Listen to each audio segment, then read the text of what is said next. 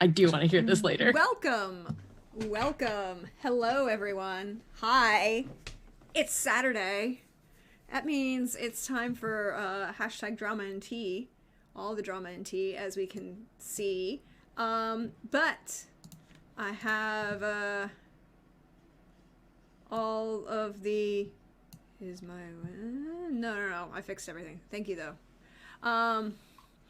But we have a new face on the overlay, and that means that there are fun and interesting things happening. So we are going to go around, get started, but we're gonna start with Jim. Hey Jim, welcome. How are you? How you doing? Hi. I'm existent. So, I'm okay. But I'm very pleased to be here. Because I wasn't sure if I was going to make it. Absolutely, as I had things earlier, but the things have subsided for now. So here I am. I'm Jim. I use he/him pronouns. I play Fletcher Spaulding, a surgeon for the regiment, rank of major, who is also apparently having to do some amateur detective work recently, given that there's been a murder attempt, among everything else going on.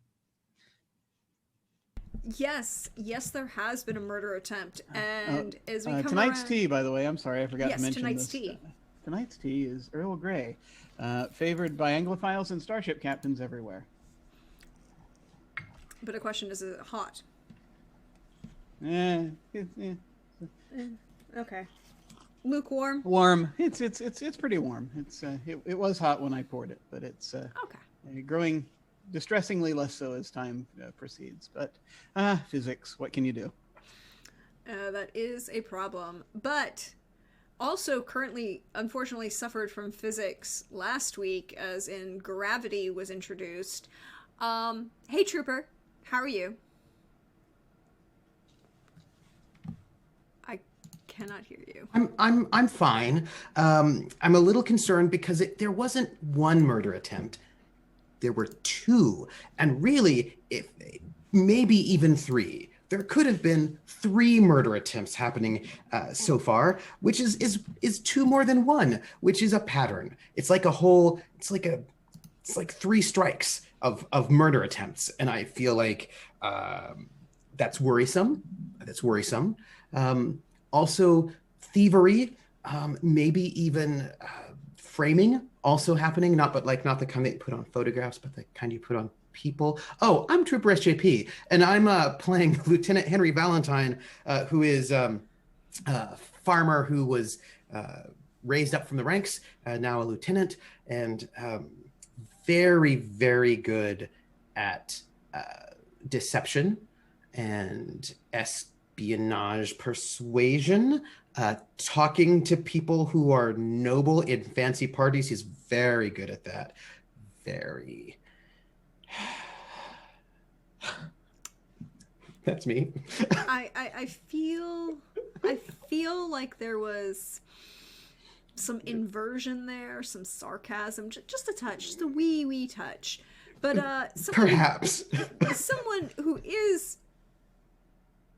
No, he's not good at talking to people. But hey, Alyssa's real good at talking to people. Hey, Alyssa. Yes, I'm great at talking to people. Hello, I am Alyssa. I am good at talking to people, but I am playing Captain Timothy Bisley, a man who is not so good at the words and the talking and the social interactions of any kind, and apparently not good at riding his horse. Pew pew. Tonight's tea is hashtag not sponsored by Friday Afternoon Teas. It's a tea called Knuckle Sandwich. It's a black tea with dark chocolate and chili powder. It's very, very tasty. And probably the necessary boon I need to survive being this character in this continued situation. Yeah, apparently Bisley's suffering from things. A lot of things. That will be what we're going to say. A lot of things. I think he blames God for most of them at this point. You mean he doesn't blame Captain Pomeroy? Him, yes, but God too. I think Bisley is working through some of Nietzsche's ideas long before Nietzsche was writing his ideas. True. And our wonderful rounding out our usual suspects, the wonderful, the estimable, fabulous Anino. How's it going, everyone? My name's Nino. I use he and pronouns. And for this campaign, I also play a character that is very challenged by gravity at the moment. Sergeant Cleveland Griffiths, who was not even supposed to be there that night. Also uses he, him pronouns and is currently hiding like a coward in a bush somewhere. That is possibly true. Definitely fell off his horse. In the dark. But that's what you do when somebody spooks your horse by shooting at you. In the dark. But we have a new face. Although, if you hang out with me enough, you know that he's really not that new. He kind of hangs out here sometimes when he can. Our wonderful dear friend, Simon, Wandering DM. Hey, thank you, Simon. Hello. Oh, tonight's coffee is actually not coffee, but hot chocolate, because I'm all out of found familiar. Hashtag, I'm not sponsored by that company. Also, you will notice that today is not a tea day because I am suffering from the worst thing in existence. Ennui, existential dread, COVID? A lack of caffeine. There is no tea in my house at the moment. That is most upsetting. Yeah. Oh, everybody put an F in the chat for that one. I'm just having my nice herbal dark cherry pomegranate tea. Which is very nice. But we have our guest. We have some friends. And we left off after a night at the soiree. There was dancing, there was gambling, there was slightly less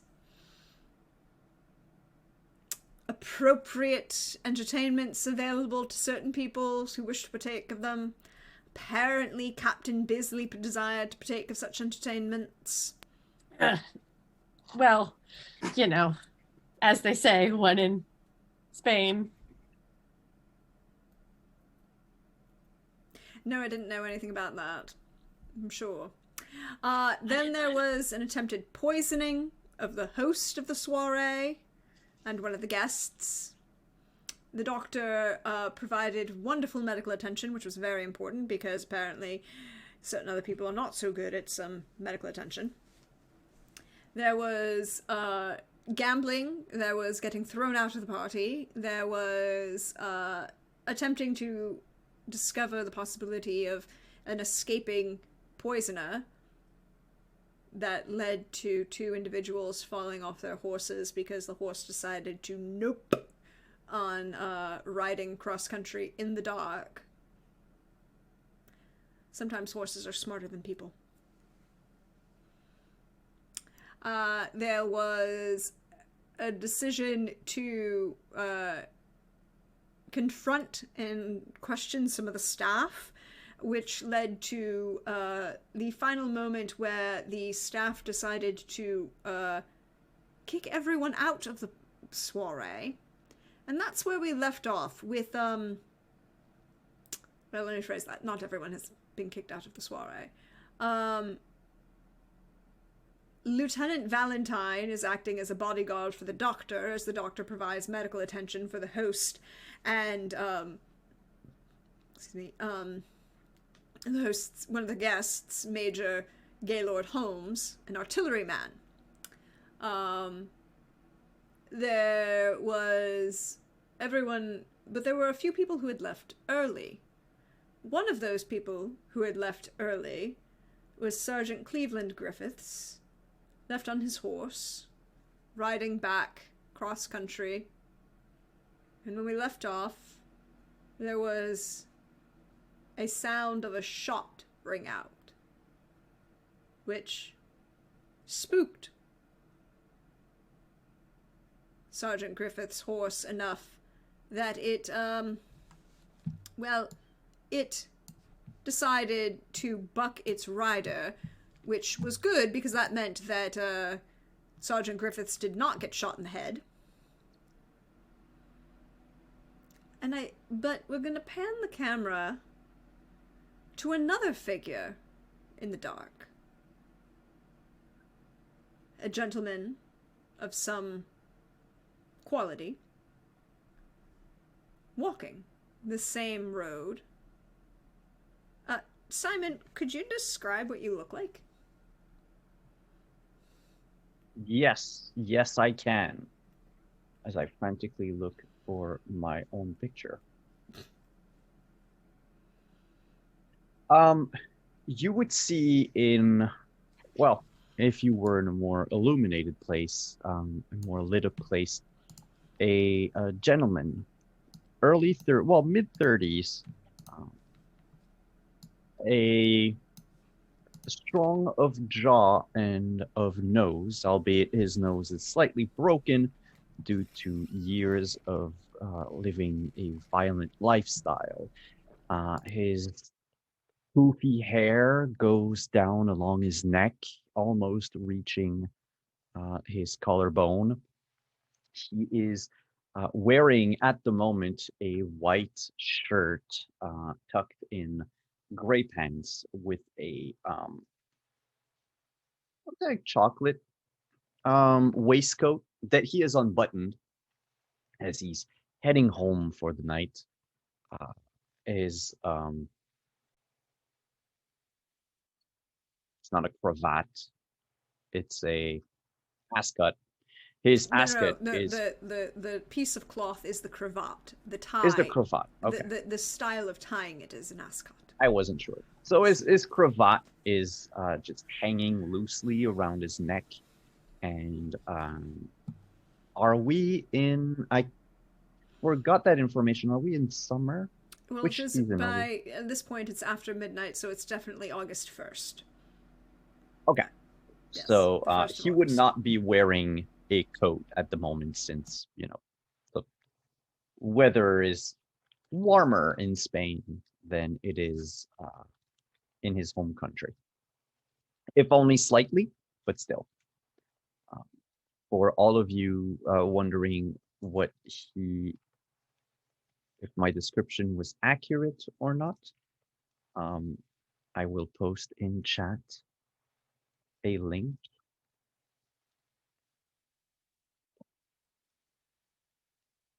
Thank you.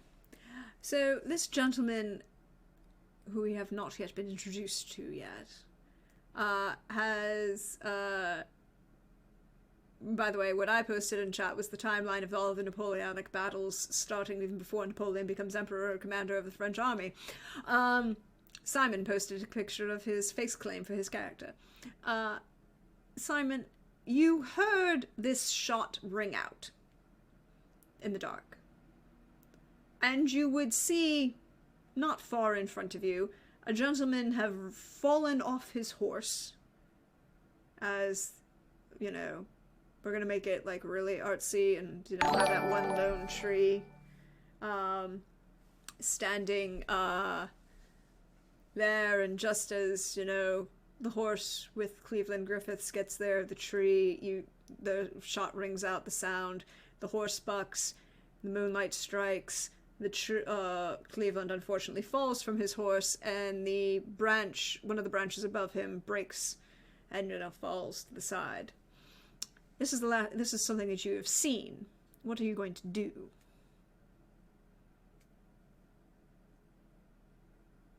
I will begin by looking left and right to try to get an idea as to the location of the shooter. Oh, then that means I need an awareness notice from you, sir. Because it is somewhat important that I do not get shot while trying to provide aid. Awareness.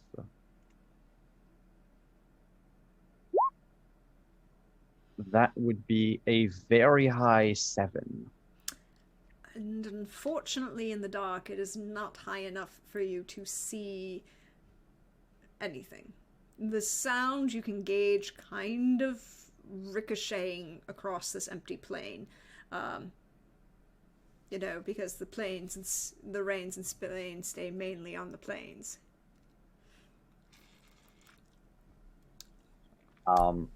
But it's kind of echoing throughout the dark, and you can't really pinpoint a location. The directionality seems to be difficult. Then I will rush up to that person. I mean, someone just got shot. They will potentially need help.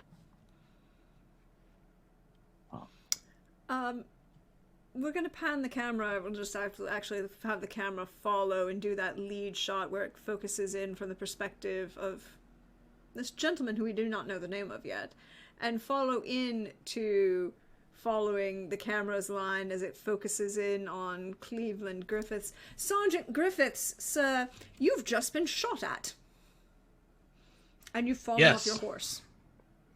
Yes, and it was quite a tumble. Sergeant Griffiths has done a very remarkable job of avoiding pain most of his life, but this is, in fact, very painful as he lays at the base of the tree, having rolled once or twice, and then landing essentially on his head with his ass on the tree and his legs kind of kicking in the air a little bit. It wasn't the most graceful of landings. But at least he does not have a bullet. That thing is that the doctor is not around. And now he kind of wishes he stayed a little bit later just to see what would have happened with Valentine and Bisley. Just figures that things would go bad after he would leave their company.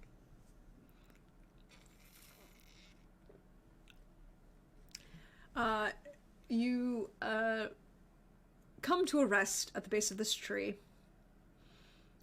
Ass over tea kettle, as we say, in certain circles. You would, as you're kind of trying to focus and get your eyes to reorganize and be like, God damn it, why did I leave? Why did I not stay with Fisher? Fletcher. Wait, wrong freaking thing. Oh, God damn it, I'll fix that. People are supposed to remind me of shit. And the, you end up with, you happen to see behind you the, you happen to see that a gentleman has come up, upon you, and is kind of standing over you.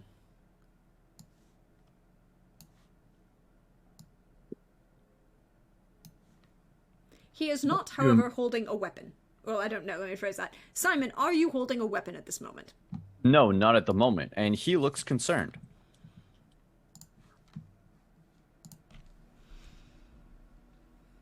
Oh, dear monsieur, are you all right? No, I'm not. You the person who shot at me? No, I have to admit. And I'm going to try to look at Cleveland, try to see if I see blood anywhere, and immediately use my cravat to try to staunch the bleeding. There's like that small, there's like one small cut right at the side of his forehead, you know, that artful trickle of blood right down the side. It looks like a grazing wound. Believe me, sir, as I try to tie my cravat around his head. If I had been the one to shoot at you, you would have been dead for sure. Well, that's entirely comforting.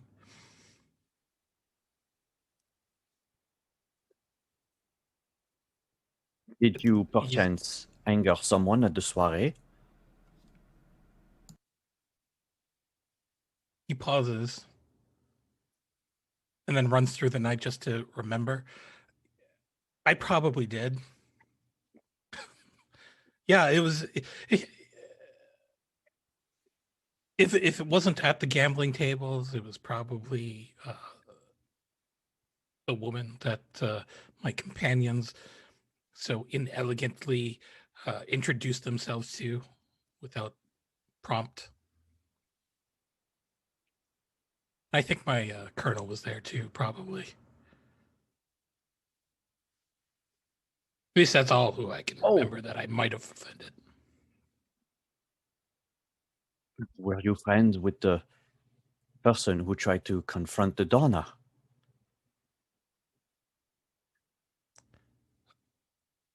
I think friends is too strong of a word. Acquaintances, maybe. Work colleagues. His dishonor has rubbed off on you. Perhaps the person that shot at you would mistook you for them. Well, I can't imagine how that is. I'm much more handsome than they are. Can you get up, my man? And Griffith will shake a little bit, and then he'll go from upside down to just falling flat on his side. And then he will sort of struggle up to his knees. Then he will get up and feel around the cravat. The major will help you stand, by the way. Well, thank you. It was very gentlemanly of you to assist me after such a fall in an attempted murder. I will be sure to sing your praises to the seamstresses, who will then embroider your visage on large pillows to comfort men and women at night. I must assure you, my good sir, I only did what any bon Samaritan would have done. Well, also, compared to other of my French compatriots, I am not so vain as to want to have my face stitched on a pillow. Well, be that as it may, I'm sure someday it might happen.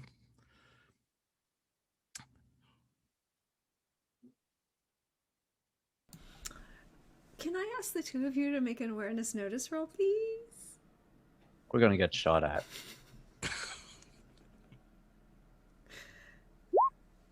Ah. It is a 16. 16? And an 11. Well, with an 11, you notice, Cleveland, that your horse has run, but not far. Kind of more startled than anything, and it's a couple paces from where you are. But Major, Monsieur le Frenchman, who has not introduced himself. No, I am but a mysterious Frenchman. Mysterious Frenchman in the dark. Okay. I would like you to decide what you are going to do, because you definitely hear 3 people, or the sounds of 3 different boots approaching, and also the sound of a gun cocking. They're not quiet muskets, are they?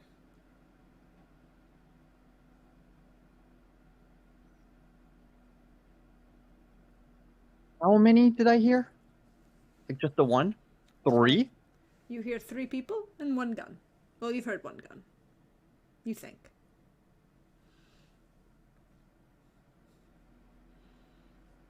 Sacre bleu, my good man. 3 of them. Armed. Come. Come with me. And I will try to lead Cleveland away from them. Probably. Where are they coming from? In front of you, kind of, as if further down the path from you, towards town. Oh yeah, we're heading back to the soiree then. Heading back to the mansion. How do you wish to go about this? The two of you in the dark.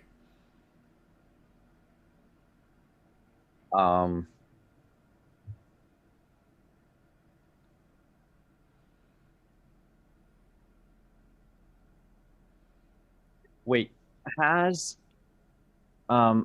Cleveland's horse run away? No, it bucked his rider, but it didn't run. It is technically a war horse, so it is moderately used to the sounds of gunfire, but it was not used to it in this particular instance, right? Mm. It was not expecting it, so. Then we're gonna, if we have enough time, I would say, sir, hide hard, hide fast, back to the mansion, hide somewhere. I will cover for you. All right. And Cleveland will race to his horse and then make back for the mansion. So Cleveland's riding back. Are you taking the mysterious Frenchman who saved your life in the dark, or are you just leaving him behind? Did he come in on a horse too? No. Oh, then he'll do that fancy thing where he will reach out his hand and grab him in mid-flight and pull him up onto the back of the horse. I have. Okay, I was going to keep them busy for you, but I love this. All right. It will totally happen, but I need an agility roll from Simon and a animal handling ride check. Agility acrobatics, and from Anino, I need you to give me an animal handling ride to talk about how this looks. 11 for me. Okay. Ooh, no, wait, I was supposed to have a penalty die on that. Let me just re-roll. Okay. 9. So, the mysterious Frenchman in the dark was not necessarily expecting this, as he was fully expecting to provide extra security and, cover fire without any obvious weapon. And instead, so him getting pulled up onto the back of the horse, which, by the way, is saddled only for one, so literally on the ass end of the horse, doesn't look very pretty, but it's effective, and the horse doesn't seem to falter under the extra weight, and will make ride for both of you. Now, here's the question. Are you going for speed or stealth at this point? Because one of those two things is going to be a problem, because something will happen literally right now. It will just affect what I do.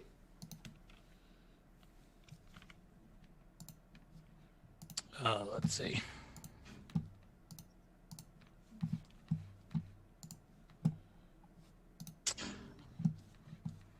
I think stealth. No. I think it'll be speed, because my animal handling is better than my stealth. Okay. So go ahead and give me that animal handling roll.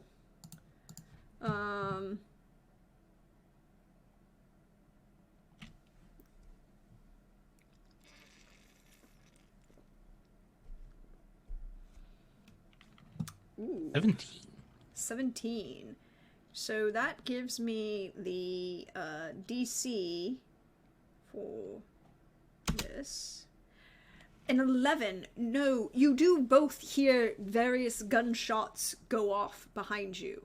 A full volley. Well, not a full volley. There are only 4 or 3. 3? 4? You're not sure. Definitely more than 1. But not like 12 of what you expect for a full volley, fired behind you. None of them seem to hit you. A couple get kind of close in the general sense. They do... Your horse is slightly better prepared now. It doesn't buck either of you off. And it does seem to... Well, speed up a little bit. It does not want to get shot. So the two of you are riding hard back to the villa. Shouldn't take you long, maybe a couple minutes at most. But meanwhile, we take that camera that's following these two riders as they move their way full speed towards the villa, and use that to focus in on Captain Bisley as you are being evicted from the villa, one of the last to leave. Major Atkins is kind of still standing around on the veranda with a lighted cigarette in his mouth, kind of directing other people to leave. And you, by this point, most of the people are gone. There are just a couple left. You're one of the last here, as the butler and the cook are very much chasing the guests out of the house. And you hear the volley shatter the night air. I know we probably didn't take weapons more than would probably be more than ceremonial sword. I imagine that this is one way in which Bisley will break the rules and has just a tiny, useless little French pistol, just this tiny little pistol, just kind of waiting for. You only have one size of pistol. You can't There's have one. it. No. It's like it's mostly for looks, but I just imagine the sort of like I want it there and it's not there.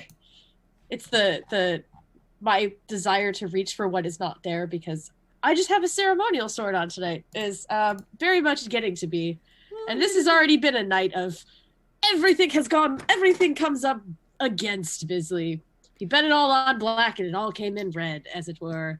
I don't think I'm going to move, and I don't think I'm gonna even alert anybody. I think I'm just going to sort of observe. Yeah, your sword is much more functional than ceremonial. It is 1809. You are a cavalry officer. There was always be the full expectation that you would use your sword riding down an infantry unit, and if it didn't have a square, which, you would rather it not square up appropriately, just slaughtering men left and right as you swing down from your sword from the saddle. But yes, that's true. But it's not my comfort, as it were. No, it is not a rifle or a musket or a pistol of any sort. No. So you're not going to say anything. Atkins is slightly concerned because all of you can hear it's silent, right? It's night, and you can hear a volley multiple shot of the night air, and Atkins turns and starts shoving. Almost all of the British officers by this point have left. What few people are left in the soiree or local Spanish folk, and starts shoving them into the house. And when the cook starts to confront the major, he just kind of waves him off and starts just shoving people into the house. Have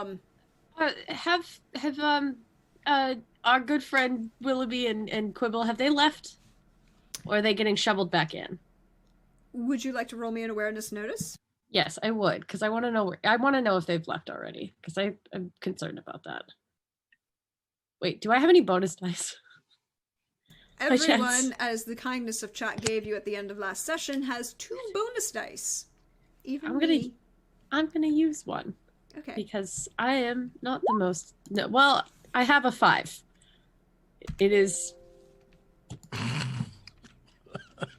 May I present to you my continued strength of noticing things?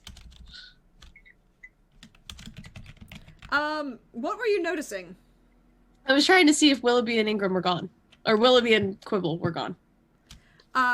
You do not see them. You don't see any other Spanish officers of note or name. You see Major Atkins, but that's about it.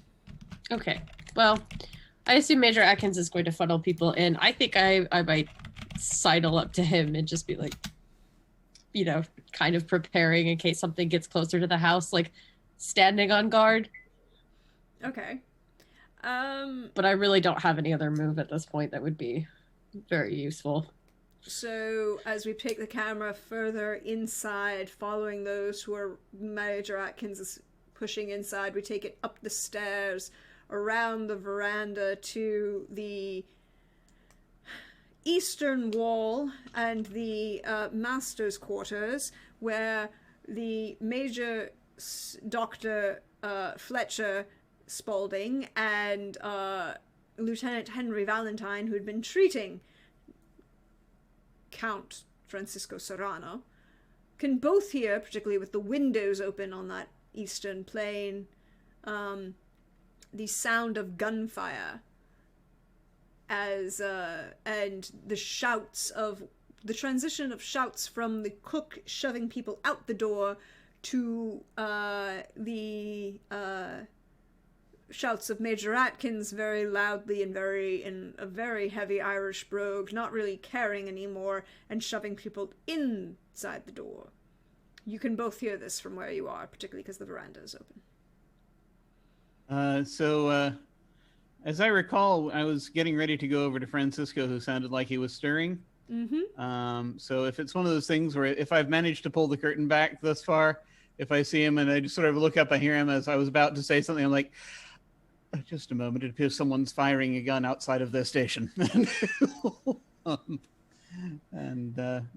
head more to the window to sort of see if I can see anything, which I probably can't, but you know.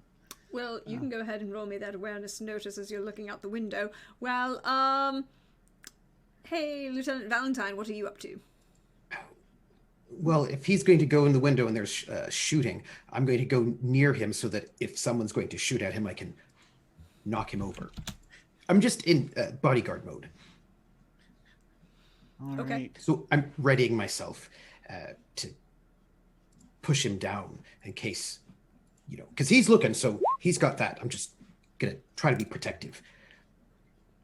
As you look out, we're going to take that camera and follow the line of sight of the good doctor as he kind of pans down from the villa looking out over the plains of Spain.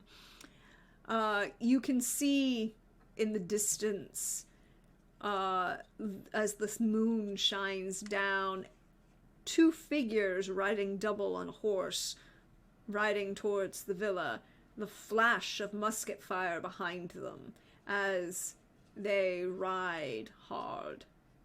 And then you see, as you know, these are the plains of Spain, heavy clouds start to rumble in the distance further east, kind of slowly building to hide the moon.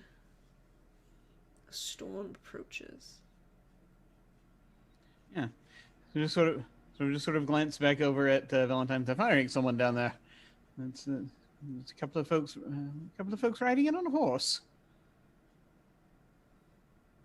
The question I would ask is, from hearing the volley, about how large of a unit does it sound like? Like, what can I tell from the sounds that we heard? I mean, the question is, have the French started a thing, or is this like what kind? You know, there's a difference between like, ooh, secret platoon coming in for nefariousness, or you know, you can roll me an awareness notice and use any bonus dice you have in tactics or strategy. Okay. I will go with tactics. So roll awareness notice and use the dice from tactics as bonus dice. 16. It does not sound like a full brigade. It sounded like half a volley at most. Mm-hmm. Less than 10 guns. Mm-hmm. Did it sound disciplined? Did it sound as if it were sort of like a disciplined group of people firing at once as they should, or did it sound, No, it wasn't staggered. You definitely heard a volley fired, which, should have been. You didn't hear somebody shout fire, but you definitely heard what sounded like a squadron and a unit. You were well commanded, and you did actually serve in an artillery unit at some point. You are aware of what sounds like when the guns fire on time, everyone firing together, versus what happens when the guns are firing in succession. This is not that. This is somebody firing unit. Yeah, because I was in a foot unit before. Yeah, so this sounds like an actual organized thing. And I'll say, Doctor, it sounds like It's a trained unit out there. Looks like we might be under attack. Ah, lovely. And I'm going to step back and close the window. I'm going to sort of look around because, I'm thinking, well, my unit's not here. This is a party, but we have some sort of small unit who's organized. And it's that sort of moment where he wants to sort of look around, but then he's like, oh, I have a major with me. So then he sort of stops because he's waiting for the major to give orders. Oh, great. So as they're just sort of turning, and then I there's a brief pause as I realize that apparently is the situation, and I will just sort of glance back as I'm pulling the curtains. Do you have any recommendations? Well, I don't know if they have an alarm here or something like that we could use to raise. I don't know how many people are out there, but it sounds like a unit, and that means maybe an ambush. I mean, if everybody's leaving the party right now, they might be walking right into, well, an ambush. So very, very good. Best get down there and warn them. Tell them if they've got an alarm to raise it, and see if Major Atkins is about, as he's probably the hopefully be on top of this one. Yes, sir.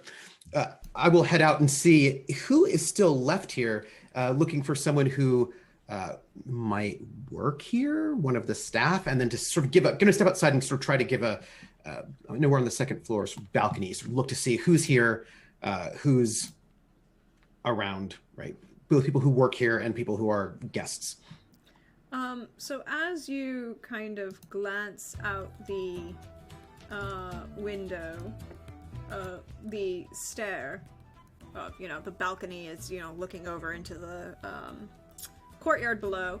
You can hear very loudly Major Atkins directing folk back inside the door and not taking any bullshit from anyone and basically saying, I'm the ranking officer here, you're obeying me. You can see Captain Bisley at the Major's right. Most of the folk here who are left are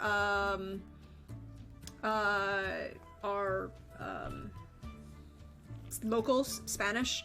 The cook and the butler seem to the maybe house steward, maybe a little bit more than butler, maybe closer to the house steward, seem to be getting all of the serving staff to kind of usher people away from the windows into like the central courtyard, and then from there they're kind of looking for direction. There seems to have been a very flurried conversation in very difficult Spanish.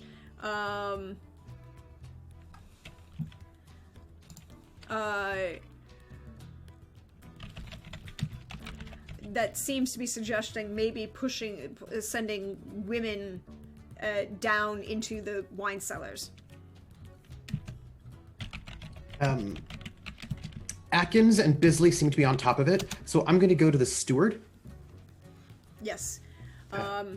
It seems to be yelling rapid fire in Spanish at folks. He's directing the serving staff. I will wait until he's can be interrupted. He kind of looks at you and then looks back and then looks at you and like raises an eyebrow at you. Do you speak English? And he shakes his head. All right. Then I will move off back to the cook who does speak English, and I'll wait until he's able to be interrupted, because I imagine he's also yelling at people. Well, he's also directing a lot of people to start moving various goods and things. Si, senor. Are there any guns here? Gunpowder, bullets, shot. Is there? I imagine there must be some. Is there some? His lordship keeps some guns on his person, and there is more swords. But do you have any guns? Swords don't have as much range as rifles do. And I imagine that this rich fellow, they must go hunting all the time, and there must be sort of rifles or muskets, something around here. What is it? There's not many, a few. His lordship keeps them in his rooms. Which ones? His rooms. His personal rooms. See. Okay, thank you. And I will go back up to the major. And you can kind of see now that he's kind of starts shouting, and as you kind of walk back up, you see a number of, like, kitchen knives have come out. And he starts, like, putting them in, like a hip holster where he actually, you see where like, the, cleaver fits perfectly. And then a bunch of other knives start going into, like, pockets kind of thing. It's like, he might not know what to do with a gun, but give that man a knife and he'll... Within 5 inches, within 5 feet, you're dead. But as you follow back up the stairs, we're going to follow the camera, take the camera back outside down the hill as these two figures on horseback are coming up along again. Gentlemen, or who's ever directing the horse, could one of you please give me another ride check? That would be me.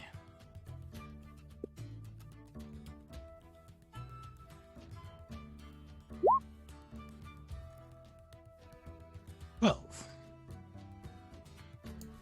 12 being our DC. Oof, but a 21 is definitely, one of you is going to get shot. Or more than one of you. Yeah. As a cavalry officer, Yes. well, used to be anyway, could I, even from the back of the saddle, could I help guide the horse? I don't think so. Not just because the horse isn't going to take direction from you in that. Yeah. That it's a good idea, and I respect it, but the horse is only going to take direction from one rider at the moment. But you are going to get shot at, gentlemen. And it is a volley that comes at you, so you're going to take 3 points of damage each. And unfortunately, so does the horse. Don't worry, ladies and gentlemen, the horse will not die. I do not kill my riding companions. The destituteurs are way too expensive. But you are each going to take 3 points of damage as you get shot in this second volley, riding hard for the house. But the house is now in sight, and the lights of the house are fully lit. Where are you going? What are you doing? What are the two of you doing? Is the entrance to the house big enough? Huh? The entrance to the house big enough to fit a horse? Yes. If the door's open. Yeah. So he's going to dramatically drive the horse up through the front of the mansion because, it's not his house. That's what the courtyard is for. It's tiled. That's fine. It's fine. And so this scene erupts of this horse riding hard, bursting through, entering the door just as the last of the guests were being shoved away, and the doors were about to be bolted and locked, these heavy wooden doors and this kind of arched awning. If you've ever seen A Knight's Tale where Heath Ledger rides the horse into the church, it's that same kind of scene. Or for those of us of my generation, when Rutger Hauer rides up in Ladyhawke in the middle of that scene into this building, and it's the same kind of thing. These big heavy wooden doors kind of close behind this plastered stone archway of the doorway, and the door closes behind the two of you. You're both bleeding, but you are not critically injured at the moment. I always wanted to do something like that.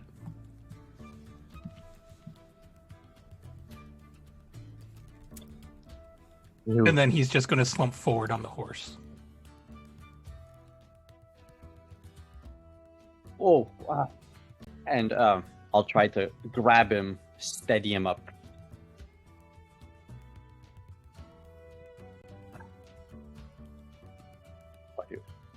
Is there a doctor? Someone. We need medical attention. But can I charge upstairs and get the doctor? You can definitely charge upstairs and get the doctor. Like, I'm gonna go get the doctor. Oh boy! So. We're going to take the camera upstairs with Captain Bisley as we look for the doctor. Doctor, you and excuse me, Lieutenant Griffiths both heard that second volley. Closer. Louder. Still kind of echoing. And then you would have heard the sound of a horse on tile floor, because that's not quiet. And the shouting as Bisley comes up the stairs. What would you like to do? Right, well, it sounds as though there's a two-tiered thing about to happen. One is preparing to barricade this room to an extent, or at least secure this room. And although, and the second thing is to set up a surgery, because I have a feeling if we're about to get in, if this place is about to become a war zone, then we're going to need one of those. And so, if I think that there would be, since do I know that Francisco keeps his weapons in here?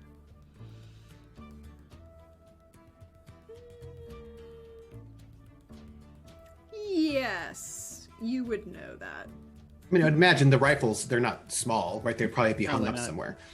Yeah, most of the rifles are on the walls. He has a few swords that are definitely not decorational. Like, some of the ones downstairs are ornamental. The ones upstairs in his personal, like... This is a gentleman who likes to have his weapons close at hand. Okay.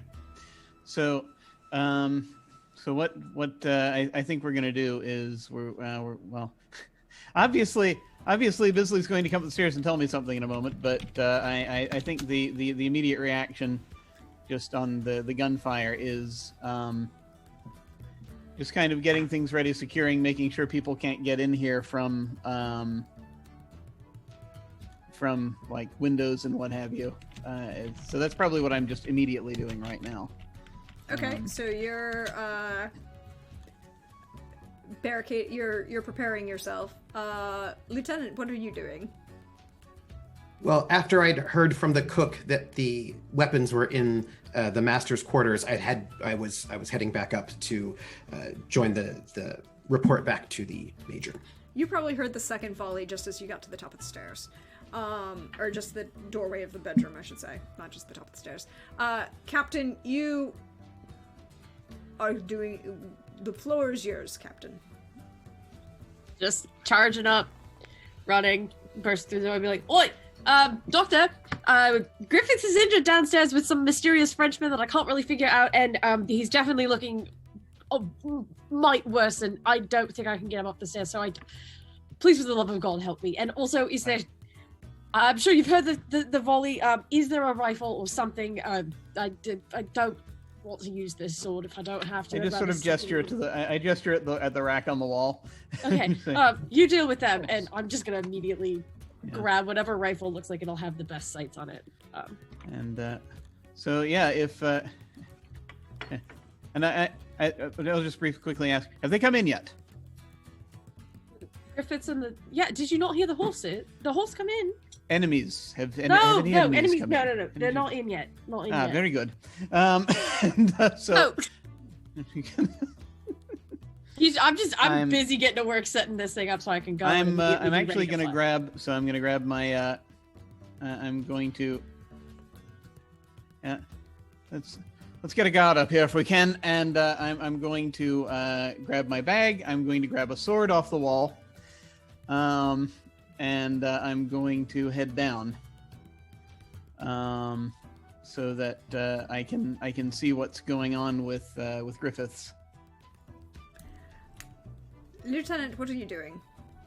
Well, I was heading in, but so they've all head in, so now they're all coming out, Yeah. and I'll say, Major, I was told by the cook that there might be weapons in there. Quite. On the rack, we need to secure this room and set up a surgery, and any of the adjoining bedrooms should do if we need to spill into them. And I pass you on the heading down the stairs. There are 3 guns, and these are muskets. They're not rifles. This is 1809, people. So I was given orders, so I'm going to set up a surgery.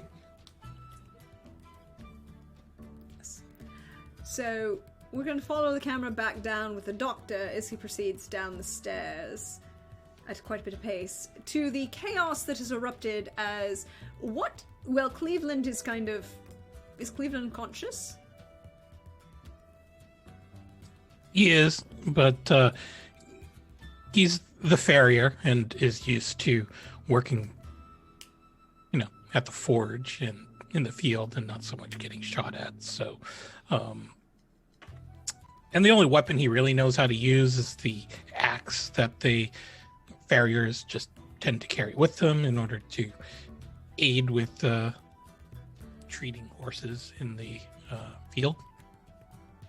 But he is very tired after a very long night in a bad fall. So he's on the horse, but he isn't really inclined to move himself off the horse at the moment. So, Doctor, as you come down, you see this kind of organized chaos as the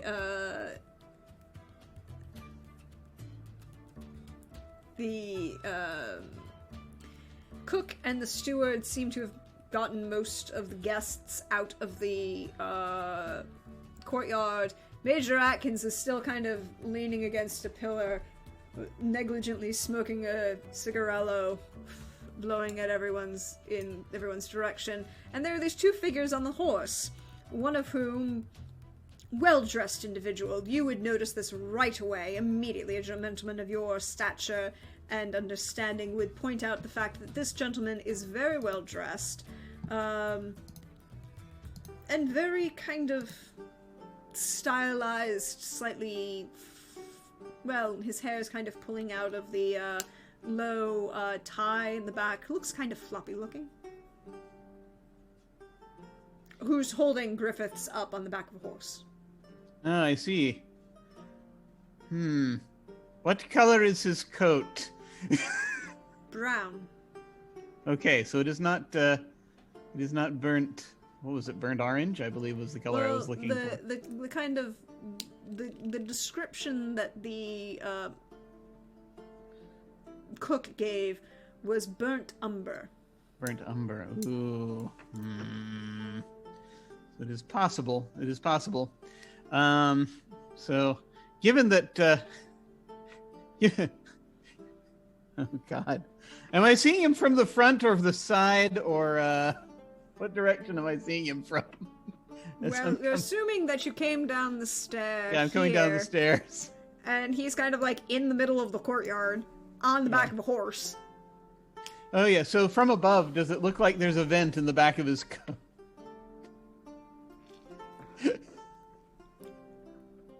Yes. Okay. So I am immediately suspicious. But I probably won't be in a few seconds. So as I'm sort of as I'm sort of dashing down, Does it look like does it look like people are securing the front entrance, that kind of deal? Yes, it definitely looks like a couple of the footmen, for lack of a better term, a couple of country staff have kind of pulled the big heavy, because again, this is a villa in Spain. You're pretty sure the building itself dates to at least the 14th century, if not the Arab period. There's got that really big, heavy, wooden, iron-bounded door with big, heavy... Oh, nice. They're putting that big, nice, heavy slide piece of wood in front of the door. It will probably take a lot of shot to, you would have to do some serious damage to break down this door. But it is also a very big, heavy door and will take a lot of time and effort to, close appropriately. So I'm just sort of, on seeing the horse and coming down into the room, I just sort of will casually as I'm running, as I'm sort of rapidly heading down, I would just sort of glance over and probably in Atkins' direction. But just actually, this first I just say in general to everyone is I just sort of see the horse. I say, Francisco didn't say it was Roman Knight, and I will. I will say more specific. I, as the DM, am giving you an extra bonus dice for this scene.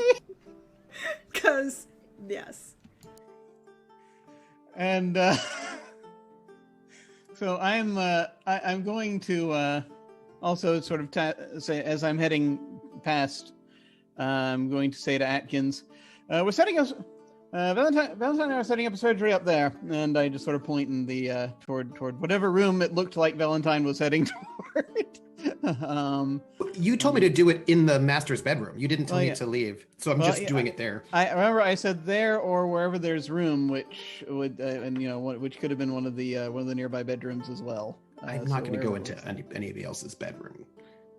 I'm not going to go into some random bedroom. Yeah. I know. Well, remember. Well, I did say it, so you do have the excuse of it being in order if you like, but that's up to you.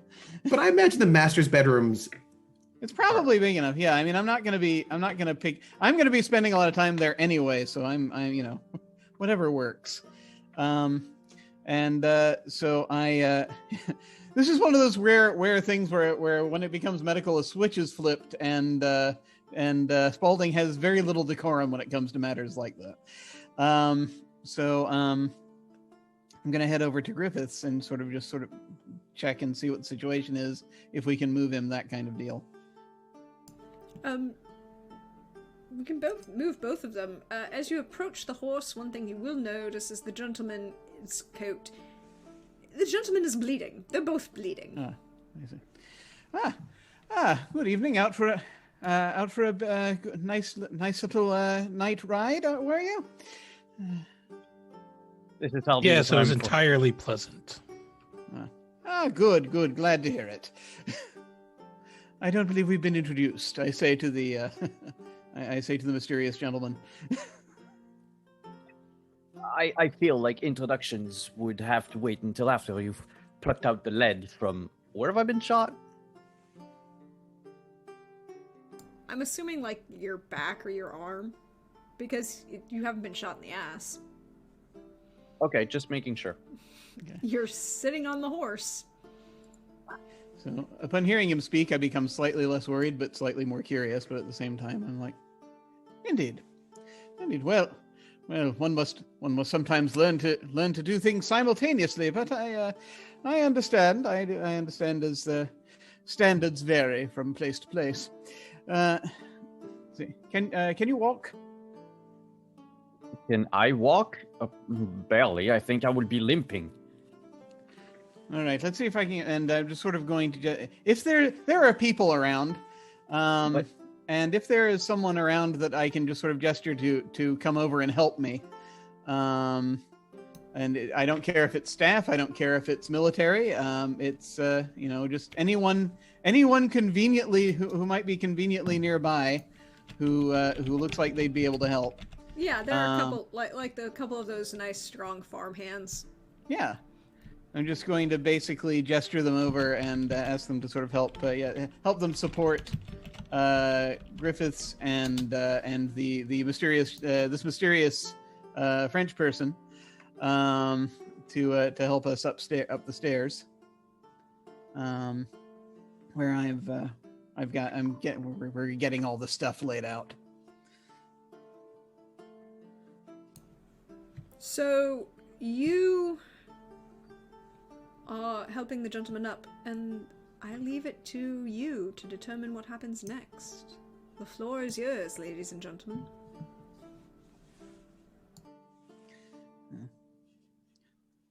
I'm gonna move these guys up the stairs. I don't know. What do I need? Do I need to roll anything to set up to carry out my duties? Nope. Okay, I'm setting up as much of a space as I can for the doctor. Yep.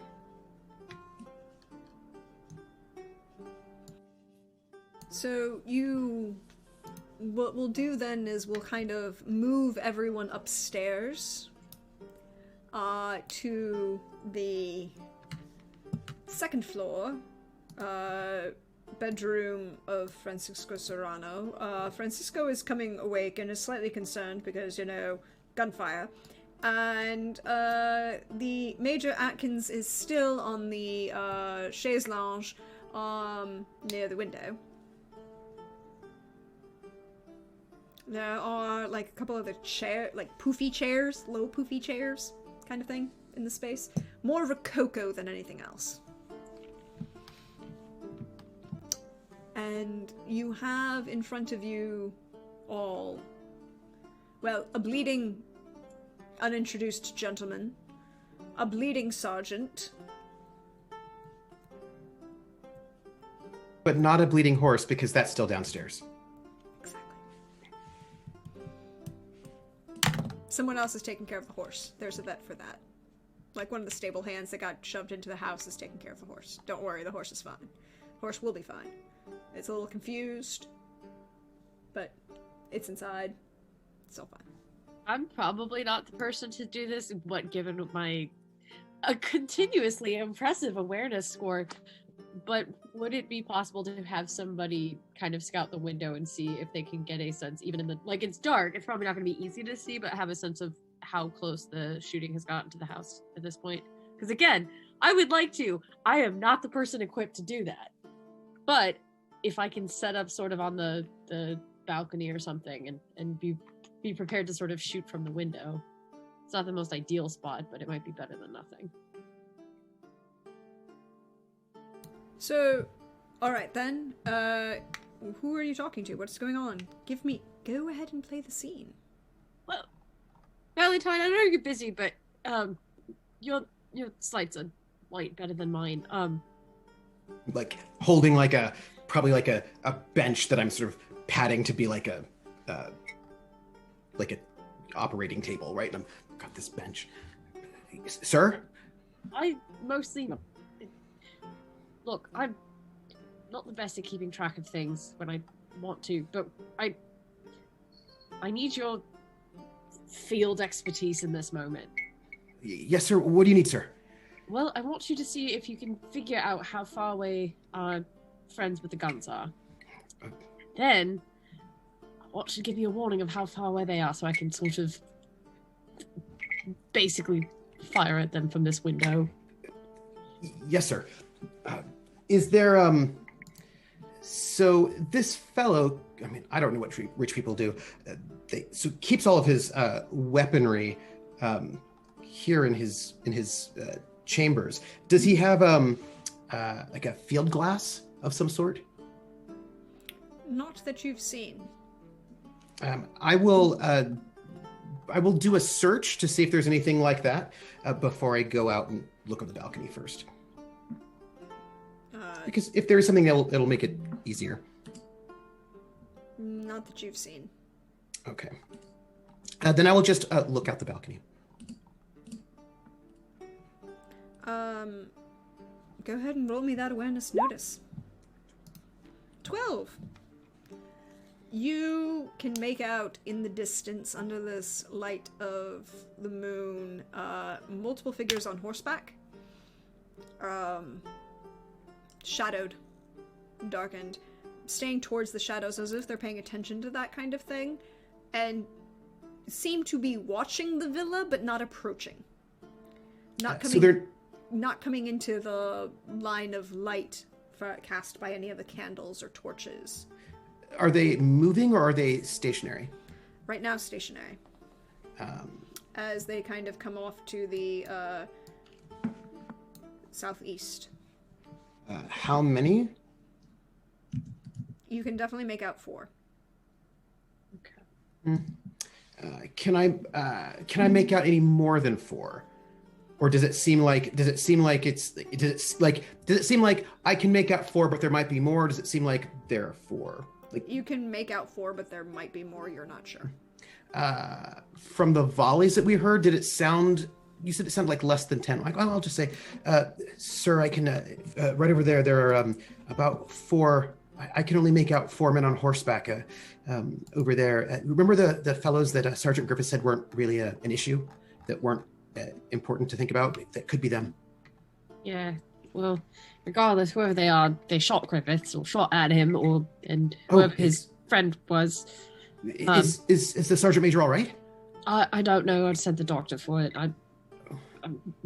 I'm staying away from medicine at all costs forever from this moment.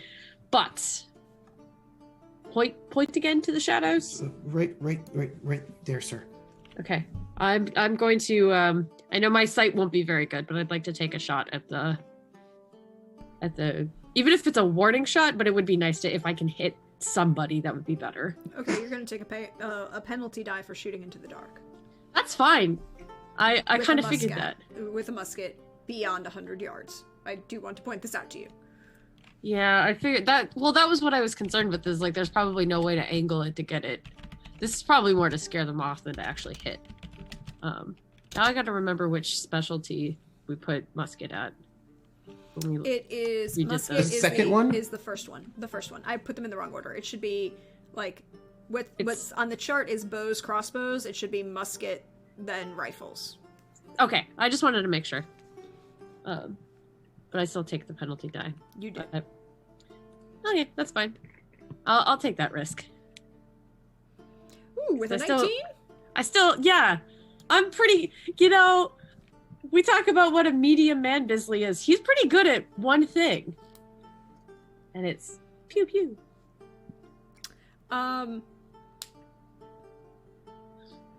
You see a shift. Something pulls back. Roll me a d4. Right. Actually, roll me 2d4. 5. It looks like it's, 5 total. Good. Very good. Thank you. Make a note. All right. Doctor, what are you and your patients doing? I'm leaving it all to you. So, basically, when we get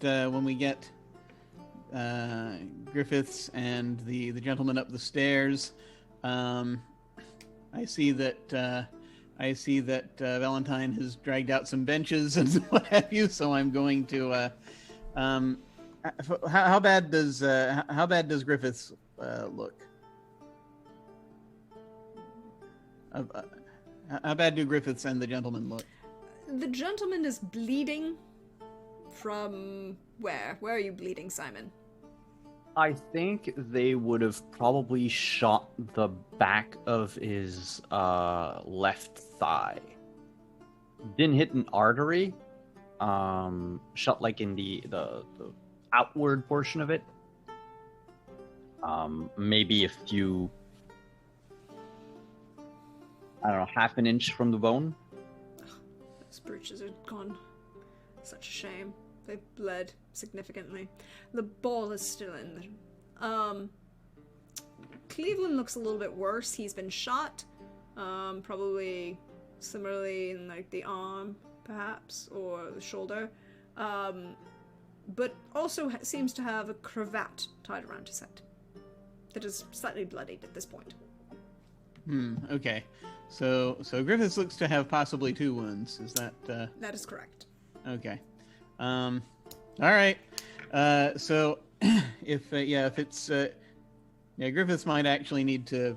I might need to dive in real quick, but I'm gonna get both of them on sort of in down on surfaces.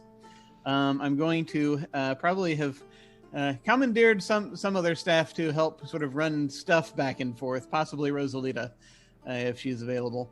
And just sort of, so I'm asking for more like things from kitchen, things I can turn into surgical implements if need be, when what I have may not prove sufficient, that kind of deal. You won't have Rosalita. You'll have one of the younger like kitchen hands. Sure. Not Juan Carlo, because they will have told you that they've moved all of the female guests and staff into the wine cellars. Okay, great. Is basically what they tell you. Excellent.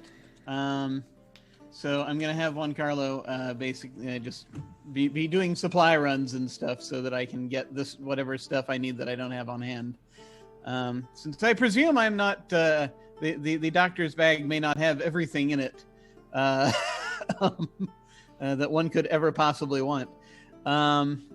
So I'm going to just start.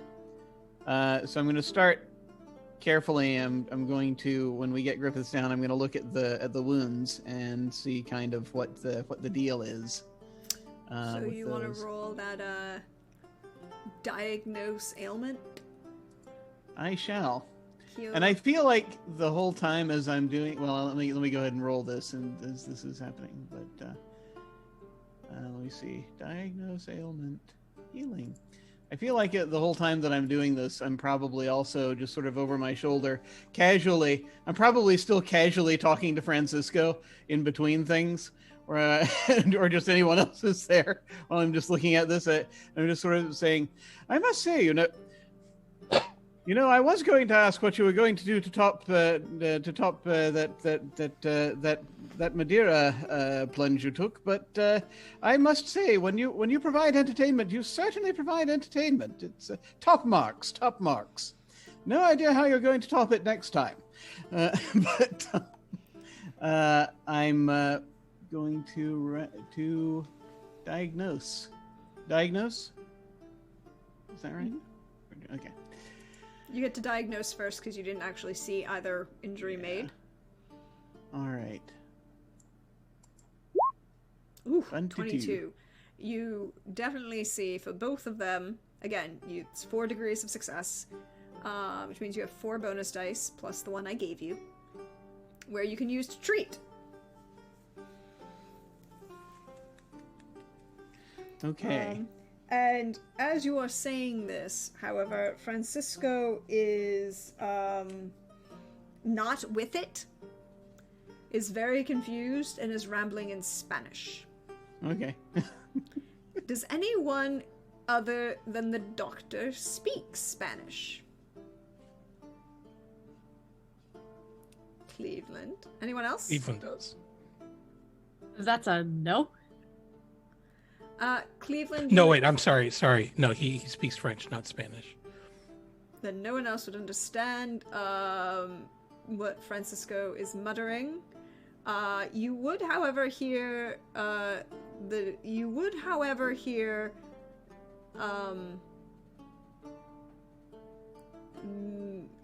him say Gaylord at least twice. And you, Dr. Spaulding, would know that he is trying to find out what happened. Gotcha. I will say in Spanish. I'll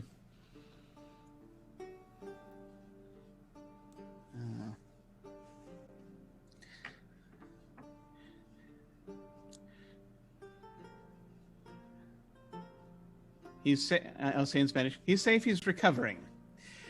I can tell you a bit more later. And I will actually also look up is Gaylord still on the fainting couch by the window? Yeah, that's where you guys left him. Ah, yes. Might we move? And I'll say to someone, might we move that bit of furniture away from the window? I feel as though I feel as though the good major may not wish to be ventilated this evening. I will move the fainting couch.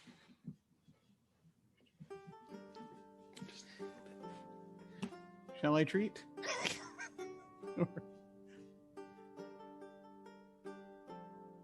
That's true. That's true. I do need to... Actually, I think I'm probably going to do diagnose just really quick, if I can do that quickly, just so that I can make sure that I'm doing this right, where I'm treating the one in the most need first. Because strangely enough, I don't know if this is in play right now because I'm not sure when this was introduced, and you probably know. But if that silly rule about only treating your own people first, no matter how badly off everyone else is in play, Spalding has a tendency to ignore that.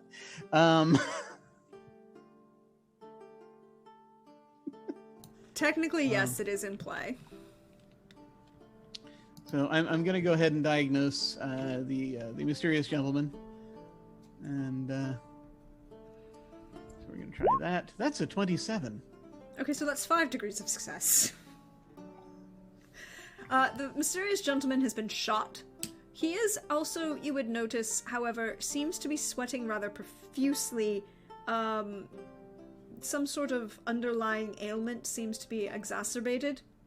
The gentleman is not altogether, what you would consider possibly not altogether well at all. All right.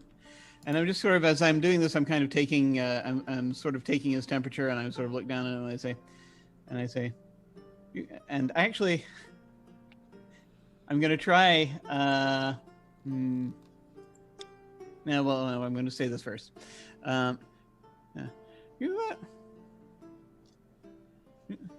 You seem to have, this seems to have exacerbated something.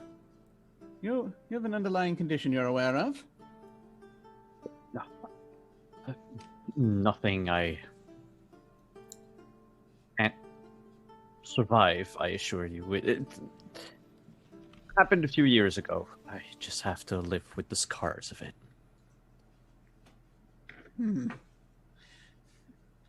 Right, well, so actually, as I'm, is he going to bleed out before Griffiths does, basically, I think is the question here. No, their bullet wounds are about the same. There is Griffith's head injury, which seems to be much more, the cut seems to be superficial, but they both seem, the gunshots seem to be about equal. Okay. And so I will go ahead and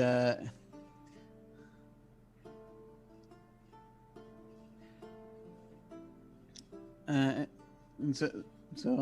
just right. Well, so long as it right. Well, I just need you to hold on for just a bit. Yeah. Put pressure. Well, actually, no. I'm going to have someone else because it's his leg.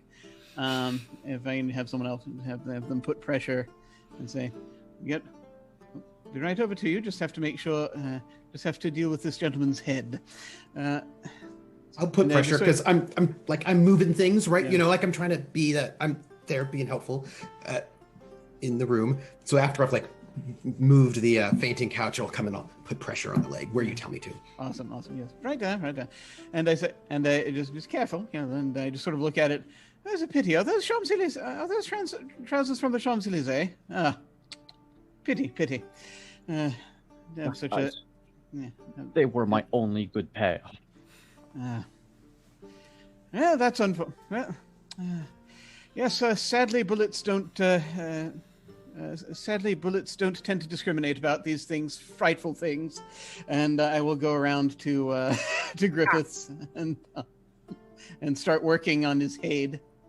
I'm going to go ahead and use that. It's a scene bonus die. Yes, I'm going to go ahead and use that along with my treat injury. Yes. Mm-hmm. You also have 4 bonus dice from your diagnose. So that'll be a total of 5 going in here. Also 27. That is 3 degrees of success. You will recover 3 hit points from that wonderful treatment by your fine doctor. In the middle of the treatment or towards the end, he's going to use his good hand and grab the doctor by the front of his shirt and just say, "Make sure my sister never visits me. 20 feet, doctor." And then he just falls unconscious. Just sort of does that, and I'm just sort of like, fair enough. Sort of shrug. Doctor, is he dead? No, he is suffering from an altogether worse problem, family. And now let's have a look at that leg, shall we? If you wouldn't mind, Doctor, before you start wiggling your finger in my hole, would you be so kind as to fetch me a strong drink? Have we put away that? I would like to imagine we have put away, sequestered the Madeira tray, so that we don't. Yeah. You can say that you have commandeered and made sure the Madeira has been put away. That particular Madeira. And it's like I just want it somewhere where no one can get at it, hopefully, or will get at it generally. I say, I will. However, that being the case, I just sort of look up at Giancarlo for a second, and I say, "Oh yes, certainly." And I look down. Do you like Madeira by any chance? And I'm watching this gentleman for a reaction. Madeira? It's an orange liqueur, famous in Spain. I'm afraid I haven't had any yet. But anything at this point. I would even go for some absinthe. Shrug. So does it seem to me as though let me know if I need to roll something, but I'm just sort of trying to evaluate. I'm looking to see if he thinks that I want to see if Spaulding thinks that he might. Well, he didn't react to the Madeira, I don't think. Basically, I would say this is an intrigue. I love crap. good intrigue. You all have in your handouts the cheat sheet for the two of you. We're going to do a simple intrigue, so I would like both of you to roll me status breeding.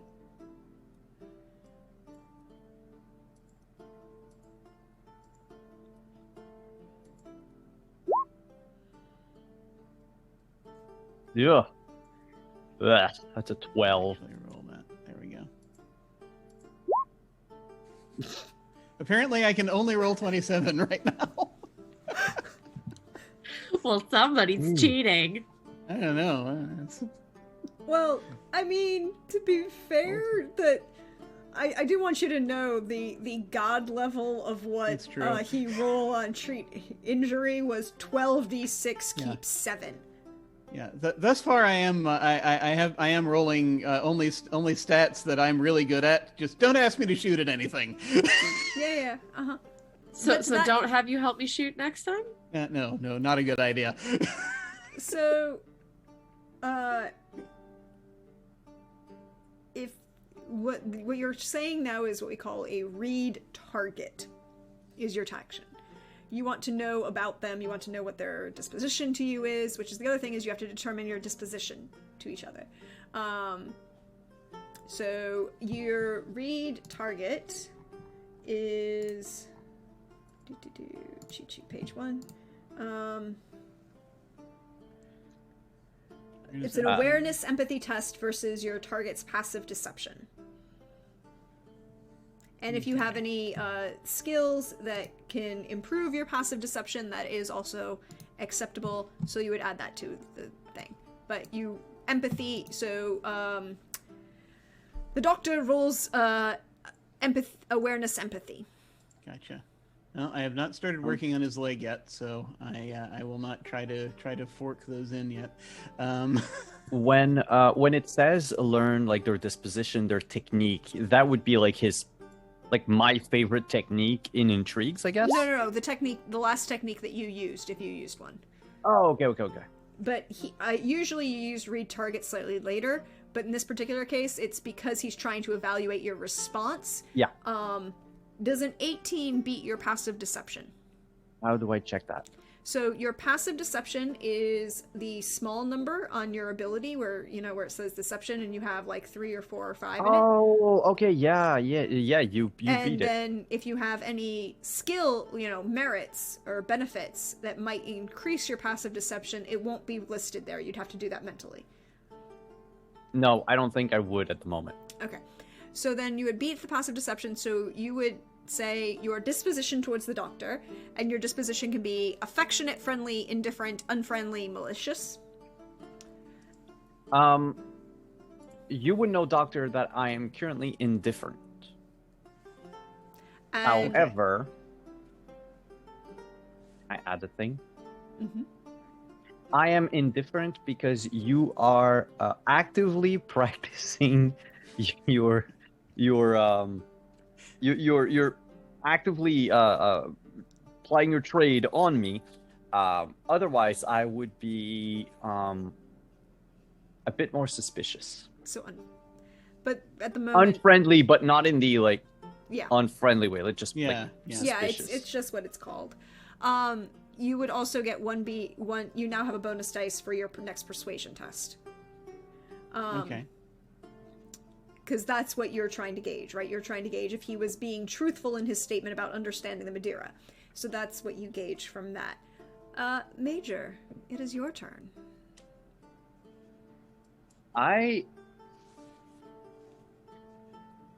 There's something there's something strange about this Madeira thing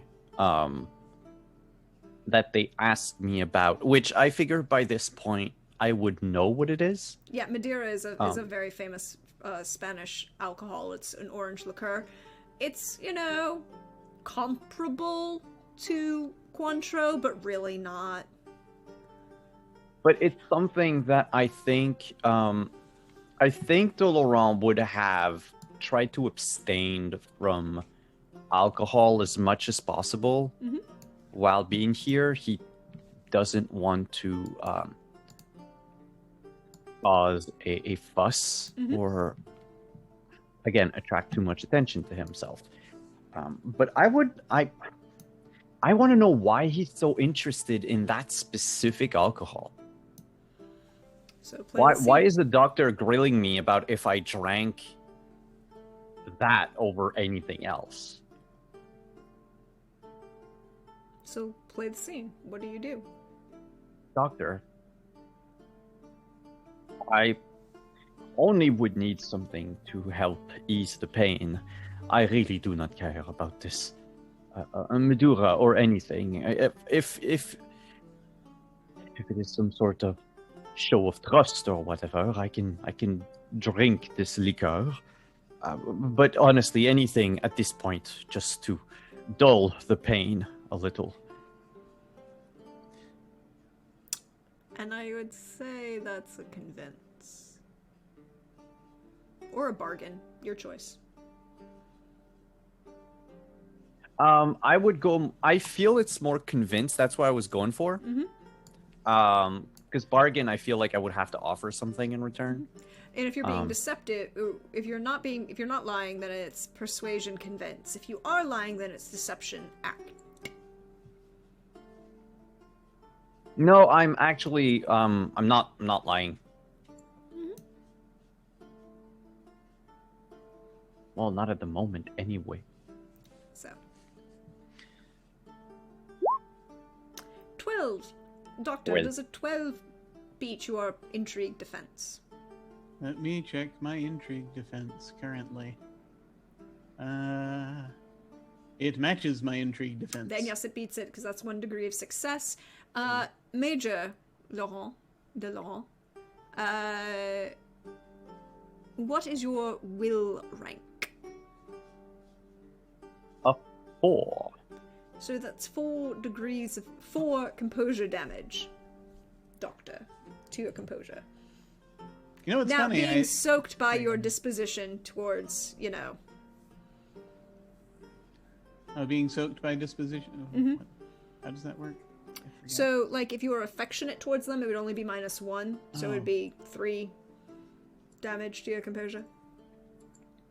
Oh, I see. I should probably have called out what I am. You before don't that, have to, then. but as long as you know it. Well, I was not being affectionate. I was. I was kind of being friendly, but in the sense that. Mhm. Let me know if it distinguishes between friendly for real and friendly for. It does. It really does. This Is your. You don't need to share your disposition unless you fail a read. Unless the read target happens, right? This is just you. You're for your knowledge. Okay, so I'm not sure. So you're probably. let's say, for example, You're probably so that I can- indifferent or unfriendly. Okay, so this is just in my head what I am right now. Yep. I'm suspicious, but But you don't hate him. Oh, That would be no. So unfriendly. I want to. I don't have anything against this person. I just want to figure him out. So I don't. So I assume that I don't subtract anything from that. Then. Yes, you do. Oh, do I? Oh, good. So whatever the DR is, Uh-huh.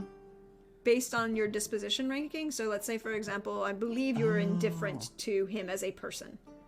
Okay, so I subtract 3 from the 4. So from then the you 4, take. so it's only 1. Yes. Okay, so that being the case, I'm down a for my compose. Is my composure still down from earlier in the evening? Yes. No. It would have gone back up. Okay, all right. So I'm just down 1. Okay, cool. Right.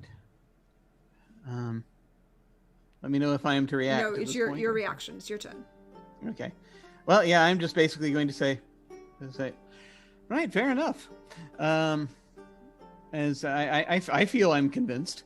I'm just going to look up and at Juan Carlo and just and say to him probably actually what I will do as I'm just before I say it to him, I say to be fair, the Madeira has likely gone off at this point. Juan Carlo, and I switch to Spanish. Just fetch us something strong for this gentleman. I got to take a bullet out of him. The kid kind of goes very wide-eyed and just nods as he hurries out the door. And as the camera follows this door closing behind on this kid's face, we're going to take the camera, raise it up to the night as the moon and these figures in the dark watching this house. Still watching. But that's where we're going to take the break for the evening. And we're going to come back, we're going to see what's going on in this bedroom that's become a medical tent and see maybe what will happen. I don't know. Oh my goodness. Anything could happen. But we'll be back shortly, y'all.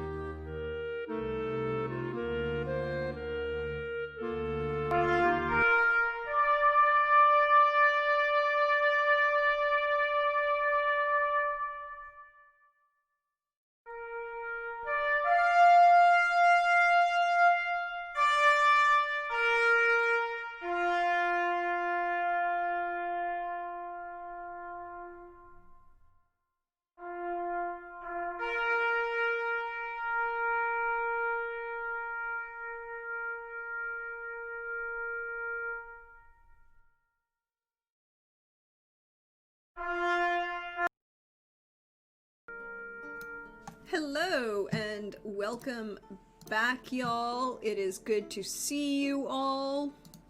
We are returned. We have our wonderful fine players. They've barricaded themselves into a bedroom. There are some people who are bleeding, although the doctor is doing a good job of preventing them from bleeding out. There have been figures in the dark. Doctor, you have finished tending to Sergeant Griffiths. You've pulled the bull out of his leg and kind of set it to the side. You were also have begun tending towards your new French compatriot. Vive la France. Vive l'Empereur. I feel like that's a very dangerous thing to say right now. But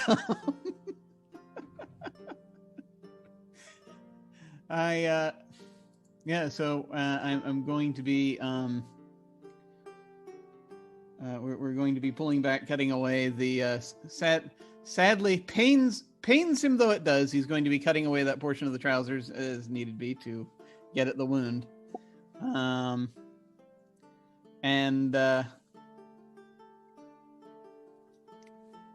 As this is kind of going on, have we gotten the something strong for the mysterious person, the mysterious gentleman? You requested something strong, and something strong has appeared. You open it, you smell it, you know immediately what it is. Apparently, Francisco has imported grappa. For those of you who don't know what grappa is, it is an Italian liquor, which is basically a brandy, a fortified brandy, made from the husks of the grape musk. So it's rubbing alcohol. No, that's the strega. That's different. Grappa was once described to me before I tasted it for the very first time as, what if Everclear was fancy? I was once at an Italian restaurant in Italy, and I did not know what grappa was. And at the end, they were like, would you like some grappa? And I was like, of course. We had multiple, fine. And they're like, would you like red or white? And I thought, I bet the red will be sweeter. So I'll take that one. And then I had a glass, and I was like, and then my eyebrows burned off, and it was not wine at all. It was not a dessert wine. That's not what it was. Nope. I mean, they were nice to you and only gave you grappa. You're obviously a foreigner. Yes, that's It wasn't true. like they didn't offer you strega. No, and may they never. So I immediately I take a whiff and I'm like, excellent.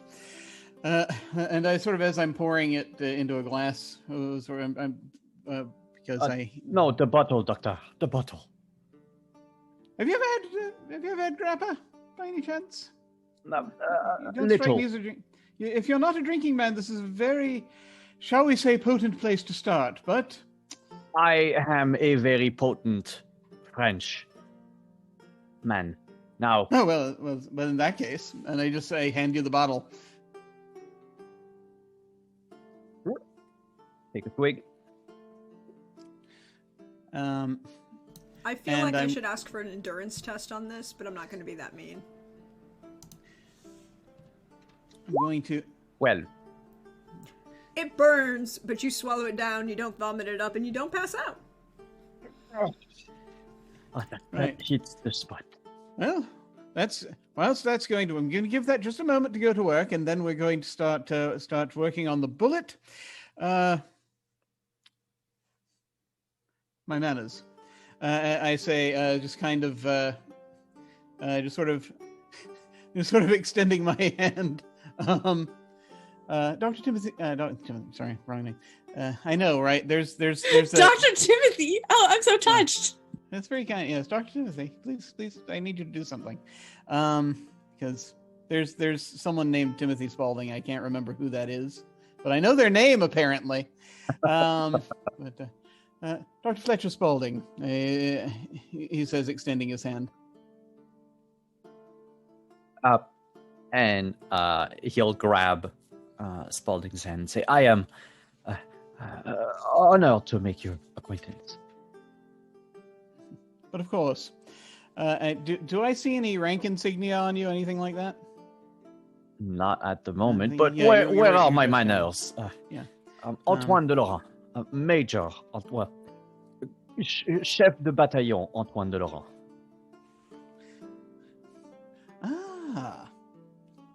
Monsieur. And let me see here. Damn it, there was a question I was going to ask and it's fled my mind. Anyway, yeah, no. So that as they're kind of bringing, I'm gonna. Is there like a? I will have asked someone to bring me a stick. We know what presumably someone's going to know what the stick is for in a second, but Do you want a stick, or do you just want the leather belt that's easier to find? Leather in belt. this room? leather belt will be fine. So kind of as I'm sort of grabbing this belt. Wait. You tore my pants, so I am now lying down pantsless, and the first thing you ask just is the for a one leg. leather belt? Just the one leg. Okay, and I just probably checking. yeah. I've missed playing games with Simon. There's always just that little bit of horny energy, and I've missed it. Yeah, believe me, Spalding wanted to do as minimal damage to your trousers as possible, mostly because they're good trousers. Well,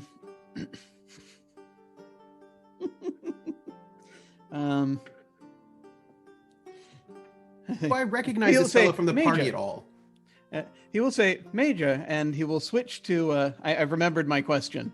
And unfortunately, as soon as I ask this question, I have a terrible feeling we're about to delve into the... Never mind. I've got to keep going. But as I'm going to ask, right, so I'm going to need you in a moment to bite down on this. If you'd well, let's just say if we don't want you severing your tongue, but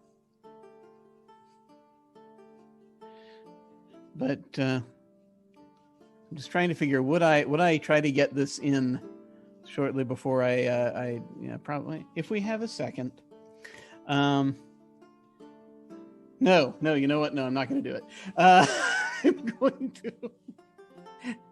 I'm going to put just sort of give it to him. Right.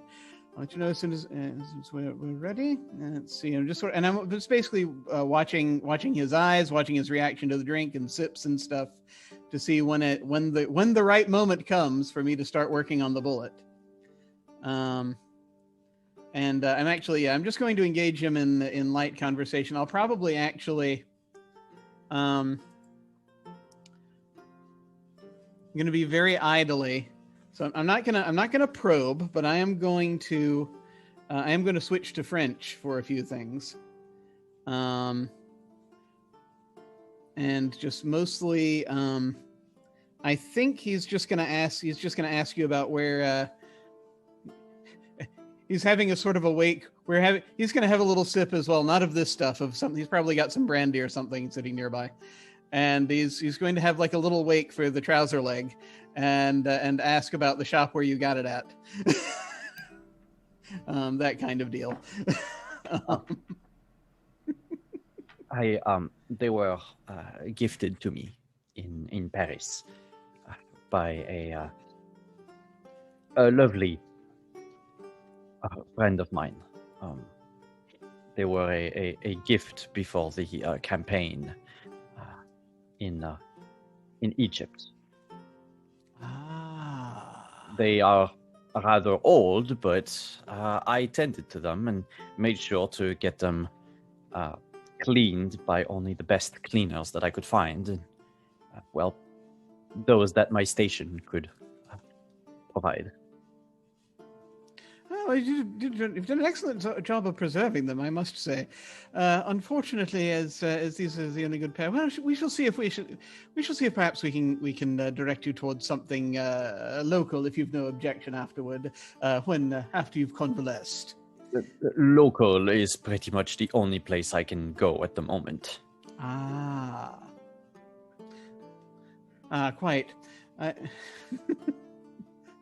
Nah, and just sort of nod, sort of understanding.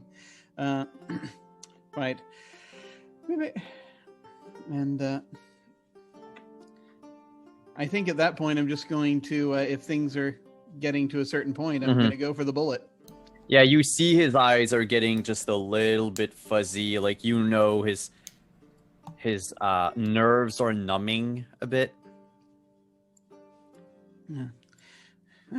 Well, after a bit, should things work out, we've there's a delightful tailor down on the down near one of the main town archways who's quite good. Now bite down. This is going to hurt, I'm afraid. And I'm going to operate. So I have I have 5 bonus dice on this, do I not? Because from that roll earlier. 5 bonus dice from that roll. To treat. All right. I shall treat.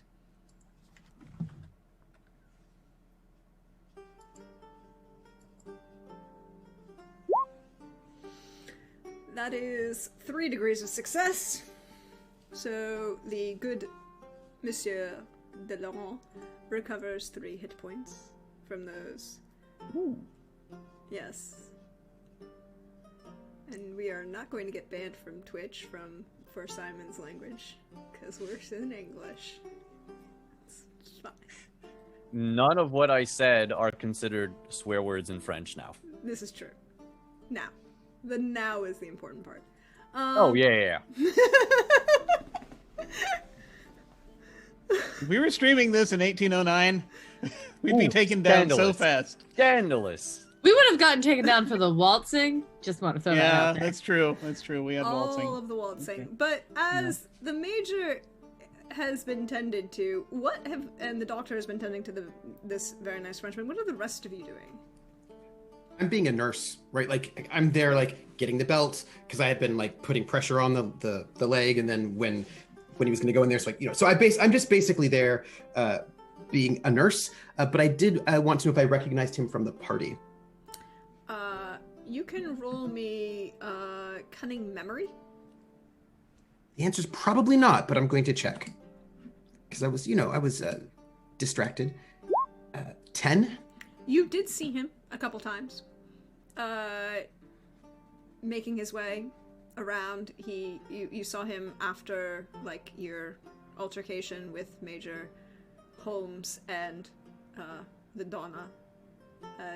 And then, shortly before the Was he in the whist room?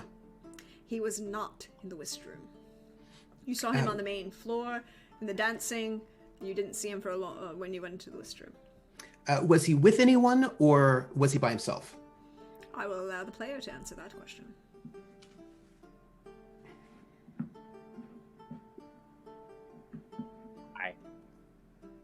I was mostly by myself. Alone in a corner in the rain? No. Just probably trying to make small talk with a few people, but not quite able to fit in. Okay. The fact that he doesn't speak Spanish also doesn't help. So I'm just standing by, being helpful. Since you're standing by being helpful, could you roll me a marksmanship roll?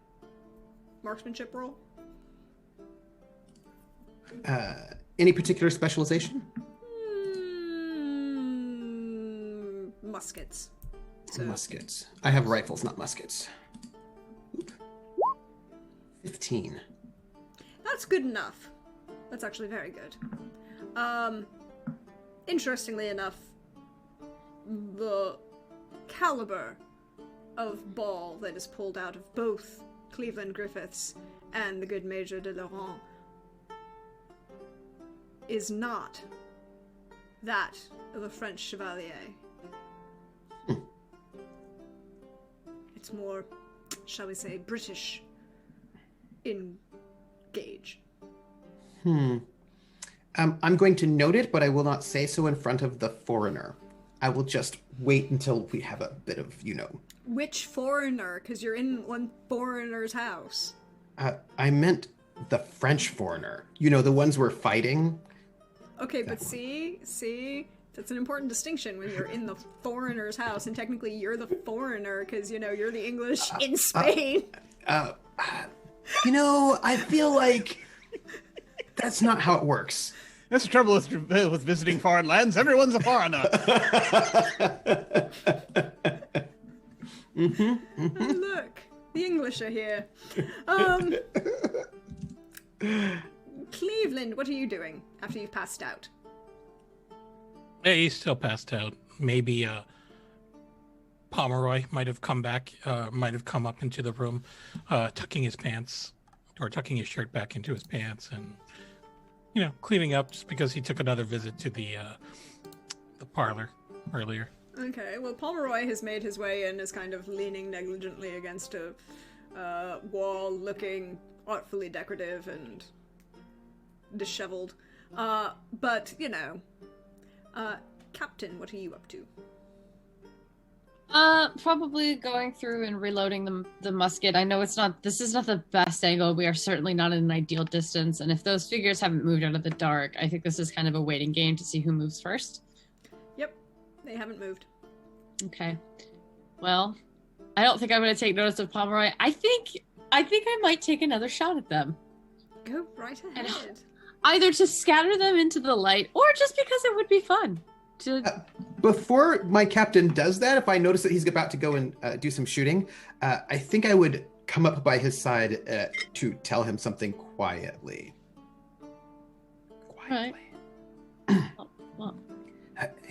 Captain, I just thought you should know that the caliber of ball that was taken out of those two, their legs, their injuries, they're British, Captain. Are they?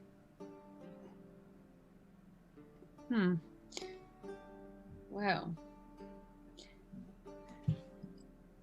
Why are they firing on our own? Oh, why are they selling our horses to the French? And why are they poisoning people? And Yes. Are you saying I shouldn't take this other shot? Because I have an alright one. It's dark, but I do have an alright shot from here. Well, I'm not saying that, sir. But I am saying that if they are one of our own in the regiment, then you did hit them. Then they show up, at muster tomorrow. We might be able to know. That's a fair point. Or at least if they don't show up, that might also be a thing.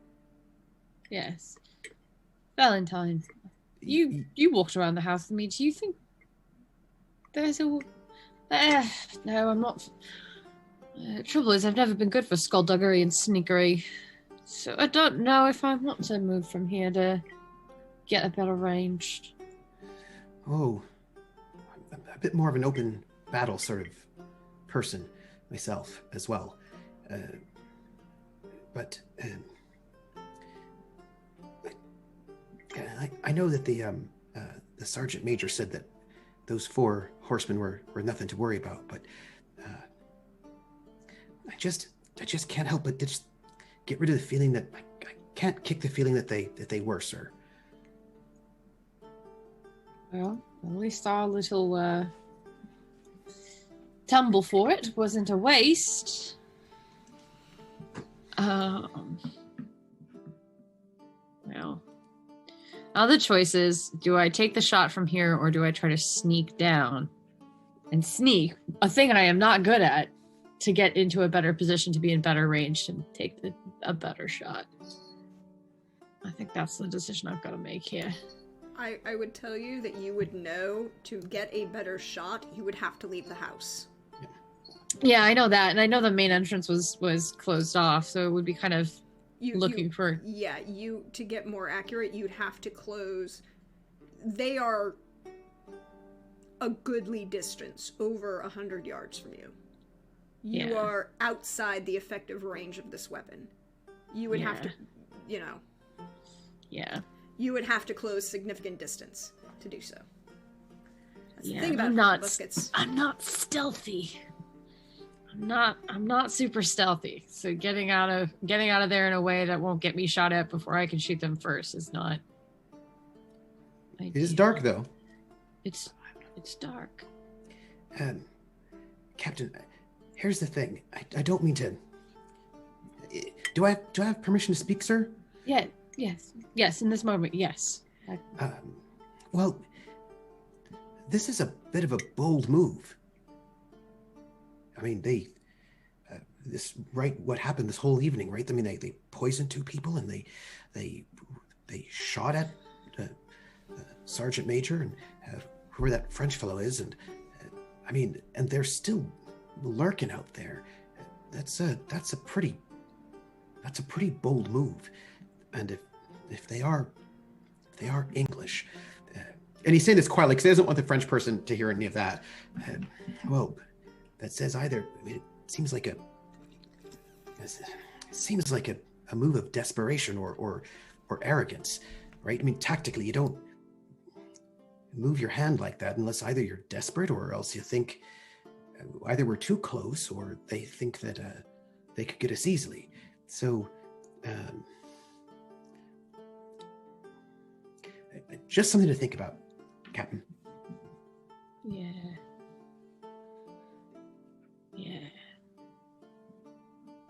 Definitely got some suspects in mind. But I think just to draw them out, I know this is an ideal range. I think I am going to shoot from here just to see if it draws them out a little more. Go ahead and roll your shot. Can I give him a bonus through aiding? I'm thinking about I could use my marksmanship to sort of think about windage and sort of angles, because I know that he probably needs spectacles to try to give him a good sort of some what's the word, advice on how to correct for aiming. You may have the bonus dice. 2, because it's 1/2 of your skill. You're still going to take the penalty dice for firing in the dark. Yeah, well, and it's outside the range of the weapon.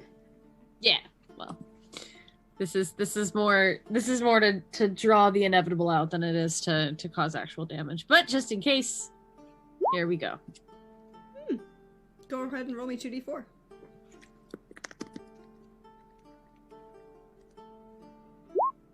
Six with that, 3 and a 3. Good to know. And Valentine's like, checking the wind, checking the angles, and it's like looking at the shadows and which way they're going. It's like, sir, I think you might, if you aimed a little bit to the left, and if your azimuth is just a little bit, I'd say a couple more degrees higher than where you're at right now, sir, that would probably help. Yeah. All right, shot fired. And you see movement, but you don't know what happened. Major, you see these 2 figures trying to speak quietly near you. It's not that big a room, people. It's kind of big, but it's not that big. We're at the balcony, so we can shoot. So Mm-hmm. So you didn't hear everything that they said. You did, however, hear about the poisoning, because that wasn't subtle.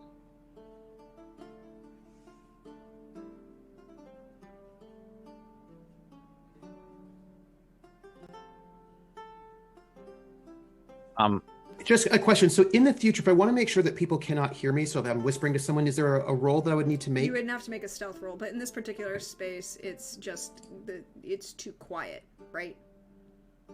He wasn't going to hear everything. He was never going to hear everything. But between the fact that you were whispering and the fact that you were, the only thing he heard was poisoning. He didn't hear anything else. But then again, he is, not unprofessional, and I'm not taking agency from the player, but I am going to say that probably was paying nominal attention to the people who were kind of nominally in control of him that have a gun in his presence.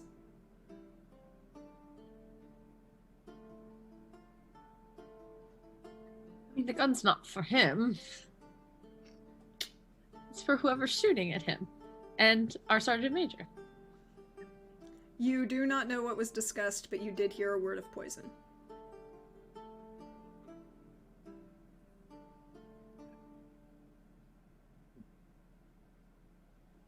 Are they... Doctor, is it done? Is it done? You're digging a bullet Yes, out. just- It's in the fleshy part of the leg, and you're pulling it out.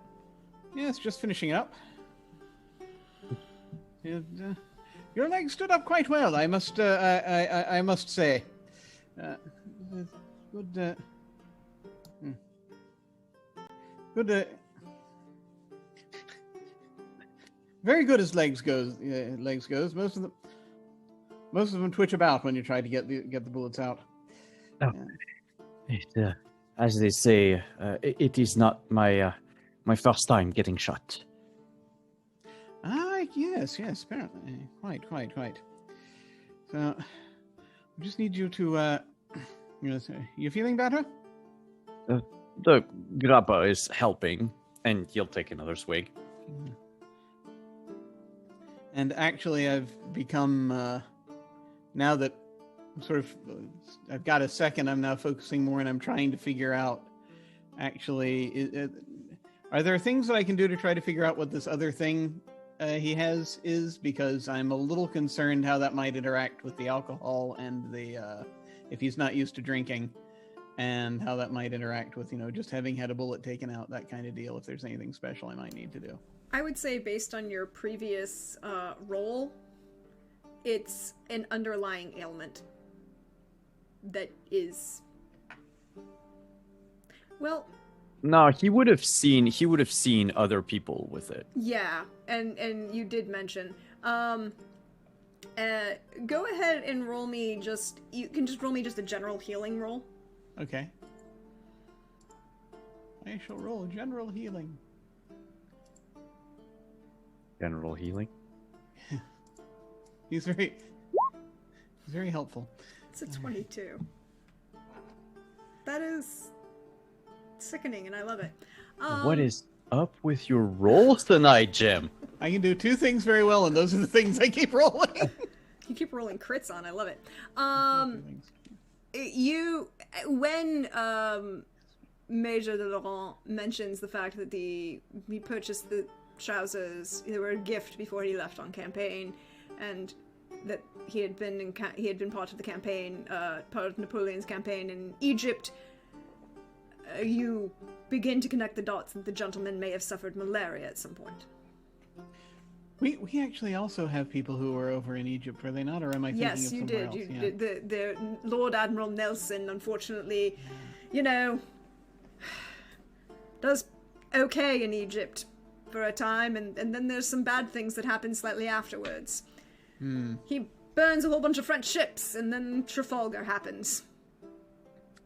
Yeah, we were, I assume, and again, sorry, this is Jim not knowing, but Spalding would, I assume we were on opposite sides. Yeah, you were on very much opposite sides. The French and the English were fighting over Egypt at the time. Okay, all right.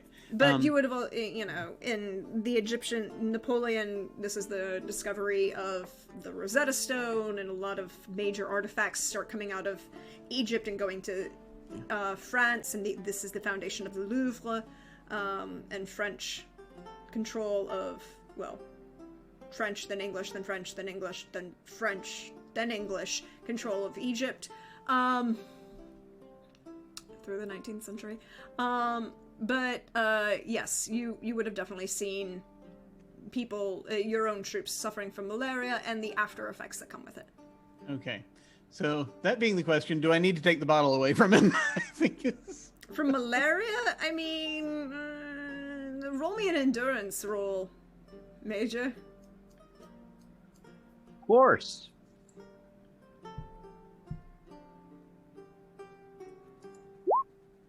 14.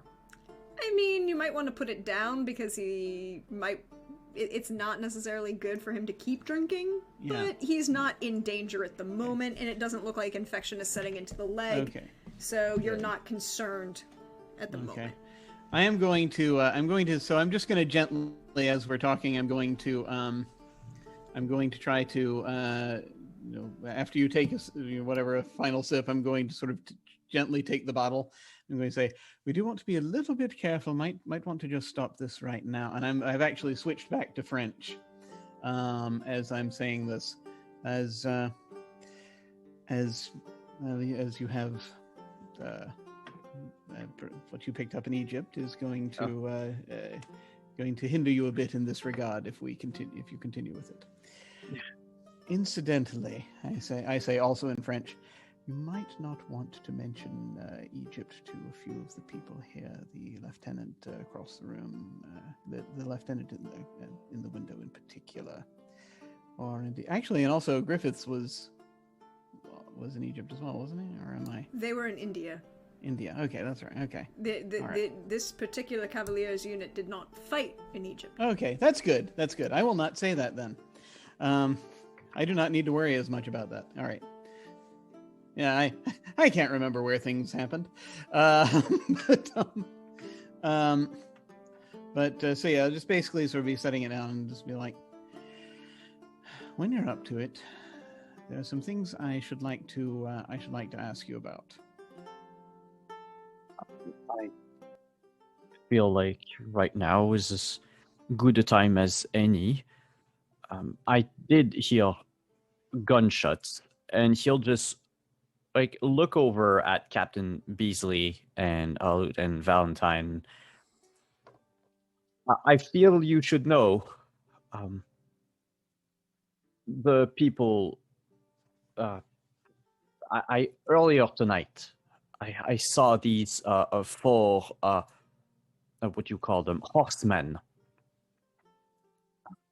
They were riding fast to town. But their horses were unshod or wrapped, so that they made barely a noise.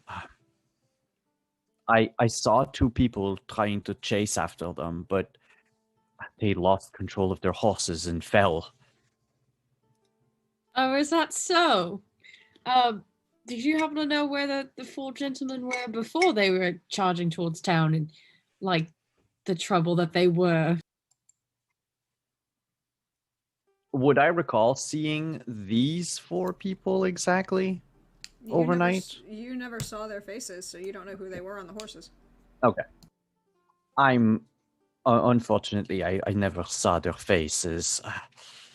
Out of curiosity, was one of them by any chance wearing a coat like this one, like yours?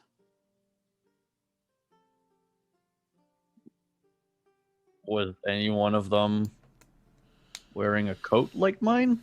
I mean, they were wearing coats. They weren't... There were a couple uniforms and a couple people out of uniform. A couple dark-colored out of uniform, but you couldn't necessarily say anything. They're on horses, and you're seeing them in the dark. I'm afraid I can be of no more use to you in that regard. It was dark out, and I was on my way back to my quarters. Quite all right. I should. Was worth asking, I suppose. I am wondering if are you. I take it you're familiar with your. And I actually, how many other people are in this room right now? Who else is in this room right now? Is it just basically us and servants running back and forth, and Francisco and Francisco? In this room, currently unconscious, Major Gaylord Holmes, Sergeant Cleveland Griffiths. Coming in and out of conscious, Francisco Serrano. Currently conscious, Major de Laurent, Captain Pomeroy, Captain Bisley, Dr. Spaulding, Lieutenant Henry Valentine. What about Major Atkins? Major Atkins is not in this room whatsoever. He's never came upstairs. All right. So I am going to. So I think I'm probably safe asking this here. You familiar at all with I understand you have a couple of compatriots who are in a similar situation to yourself currently. Is that correct? Yes, unfortunately, we were taken as prisoner during the battle. Ah, yes, I remember that one well. You mean the And, battle 2 days ago called the Battle of Talavera, the place that you're at? We were taken made prisoner 2 days ago at the Battle of Talavera, the place we are at. Ah, yes, of course. By any chance, and we've got you quartered in the city, yes? Yes, which is a lot better than being held at a camp where, so I've heard, medical tents tend to explode. There was rather a I note that he conflagration knows this morning. knowledge, but I say nothing. Yeah. I just shot it. There was rather a conflagration this morning. I am curious if any of your just so that we can get the question out of the way. Do you know if any of your compatriots might have been in the vicinity of the camp at the time? I'm afraid I would not know. I was rather far away. It's just the explosion was, well, the flames and the smoke were easy to see from afar. What is his name? Ben Perkins saw me. He can vouch that Young I was Perkins, not yes. near the tent at all. Very good. Two of my compatriots, however, have been missing since the battle. See, that is the thing that is going to present something of a quandary here. As you can imagine, there's rather a lot that's been going on, and as is still going on at present. I don't suppose you have any idea why we're currently being shot at.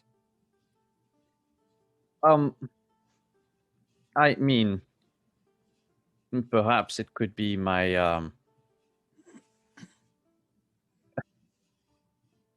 doubt any of my fellow Français have come to free me from here. They would probably muster quite a number of troops to get me out if they wanted to get me out without paying ransom, which I don't think the Emperor would allow that. I believe it is in the best interest of everyone involved to save as many lives as possible, to just pay the damn ransom and get me back home. Very good. You don't mind me asking there, sir, you said that the medical tent blew up. If you were not near, how did you know it was the medical tent?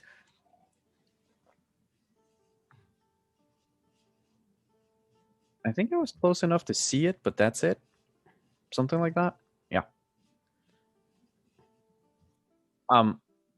I was, well, near enough to see I was being taken into your camp. This very few moments before it happened. What for? And by whom? Deirdre, who took me prisoner? You were already been prisoner. I mean, you were captured during the battle, right? So this is 3 days after the battle. Okay. So, you know, you've been in and out of the camp a couple times, and at this point, the person who saw you walking around was Ben Perkins. Okay. But he did see you talking to a couple majors. Okay. So I'll just rewind a little. I had been in camp for a few days, having been made prisoner. I had the layout of your camp memorized. This is something that could prove useful. Oh, quite. I need to, if I may, there are a couple of gentlemen I need to describe for you, and just wondering if perhaps you have any familiar with. Do you know some of the? So you've been in and out of the camp a few times, then, yes? Presumably, you know, you know some of the folks there, yes? I do know of. If you can describe them to me, Of course. perhaps. I mean, I haven't met all of your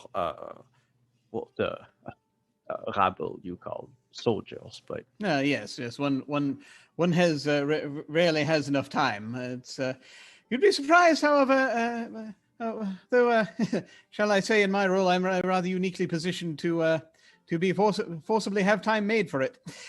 However, here are the so the first person I'm going to describe.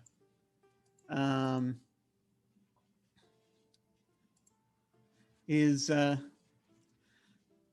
is a gentleman who this evening, from what I understand, was attired slightly similarly to yourself. He had Champs-Élysées coat with a vent at the back, burnt umber, and I will describe now those sartorial details that I squeezed out of the cook earlier in the evening, and a sort of English gentleman, floppy hair. Is this anyone you've seen? In particular, I would be concerned if he'd had interactions with your compatriots who have who as I stated earlier, were in a similar situation, but whom you've not seen.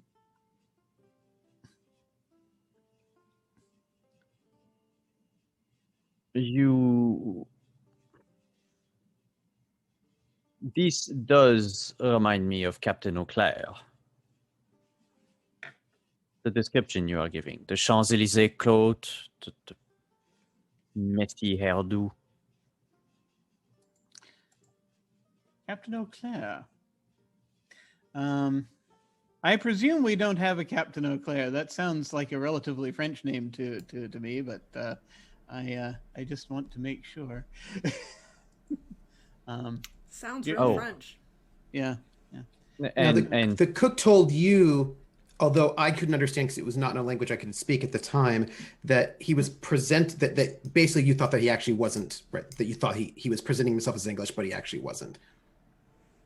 That was the thing that the cook thought he was English, but when the doctor had sort of heard all the description, all that, you're like, oh no, from that coat he's not English, he must be French. So you know that he's actually French, presenting himself as English.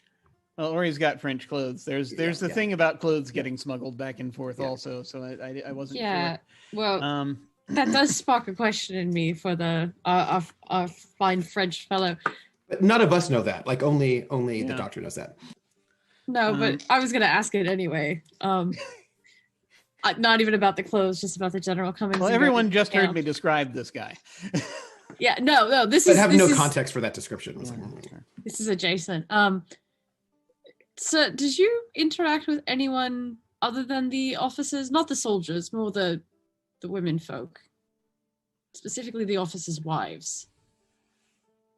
Oh, no, I would never. Though I do have to admit that Captain Auclair has a fondness for women of loose morals, and you know what they say about British office. I mean no disrespect. No. By all means, enlighten us. What do they say about British officers, sir? Well, to put it mildly, I don't know if you should say anything more there, sir. I understand that you're some sort of noble aristocrat, but you wouldn't be. There's no reason for you to be disrespecting any of the English roses. I beg your pardon, sir. I am not part of the aristocracy. Well, then why else are you on some sort of parole? Regular folks, they don't put on parole like they put you sorts of people do. Because in France, we have gotten rid of the aristocracy. Well, you're still apparently fancy enough to go and be let running around, walking about however way you want. Because I have fought for my country, I have killed, and I have done despicable things. That's what I hear This, about the French. Oh no. this privilege Valentine, that's not- that is afforded to me, I am quite gracious for. It is, after all, the same privilege any one of you gentlemen would be afforded were you taken prisoner by the Emperor, regardless of where you come from. I was actually surprised that parole was a thing for the British Army.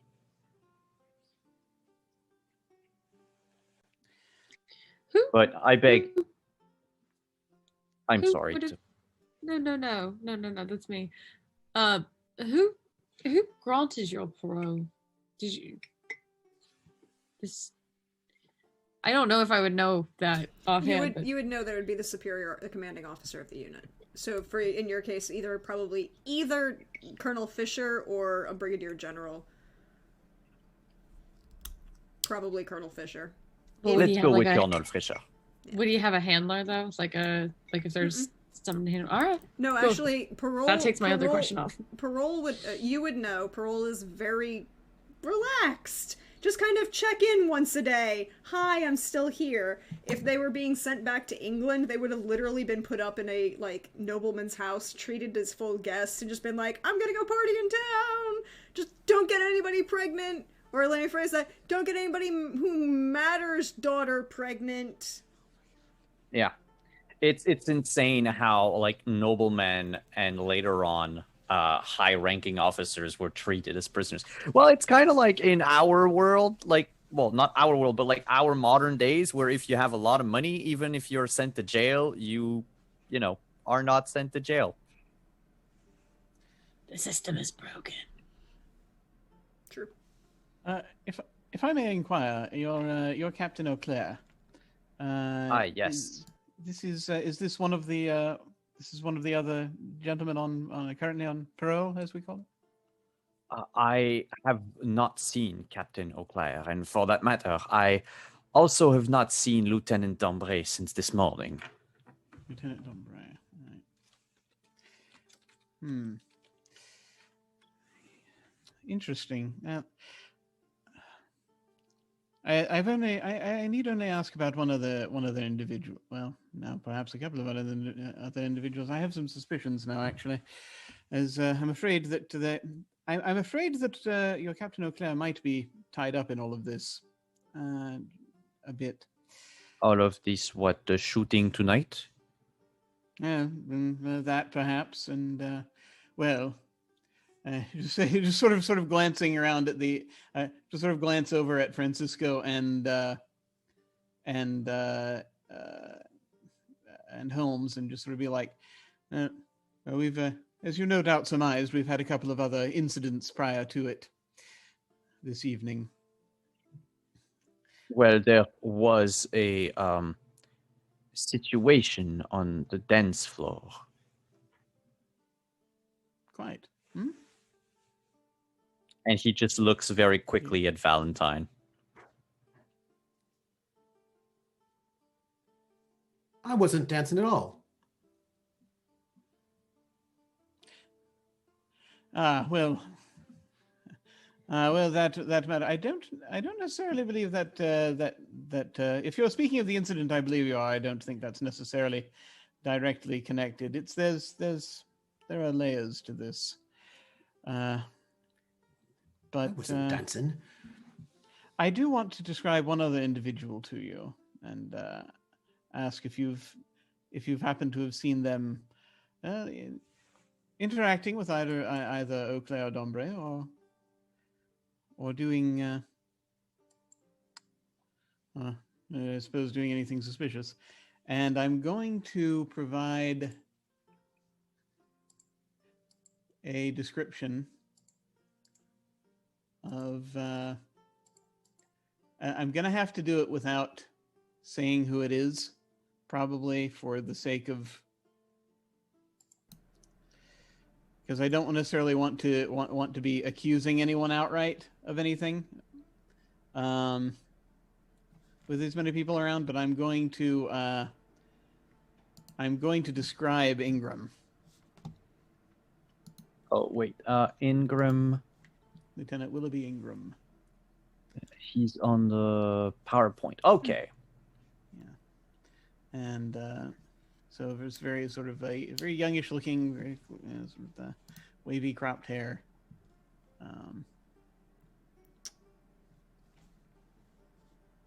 As you describe him, I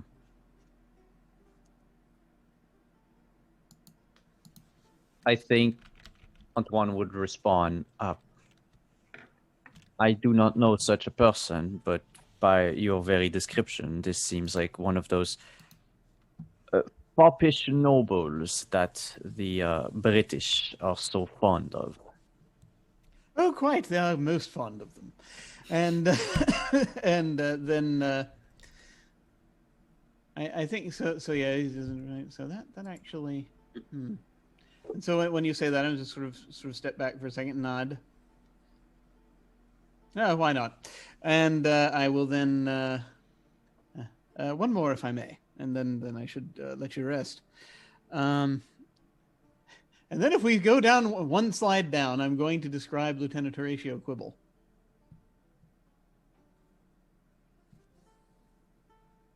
I apologize. I have not seen or heard of a person with this description tonight, or even when I was in camp, I believe.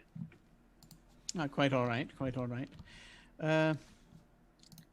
Have you?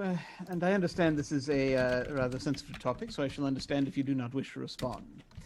I am, after all, your prisoner, but I have an honor to keep. Well, we were speaking earlier for a moment of Captain Auclair's tendencies, shall we say, interests toward certain Types of ladies, yes. Yes. And so I'm rather wondering if there are any in particular that you have seen him interacting with, especially those that might be round the camp. You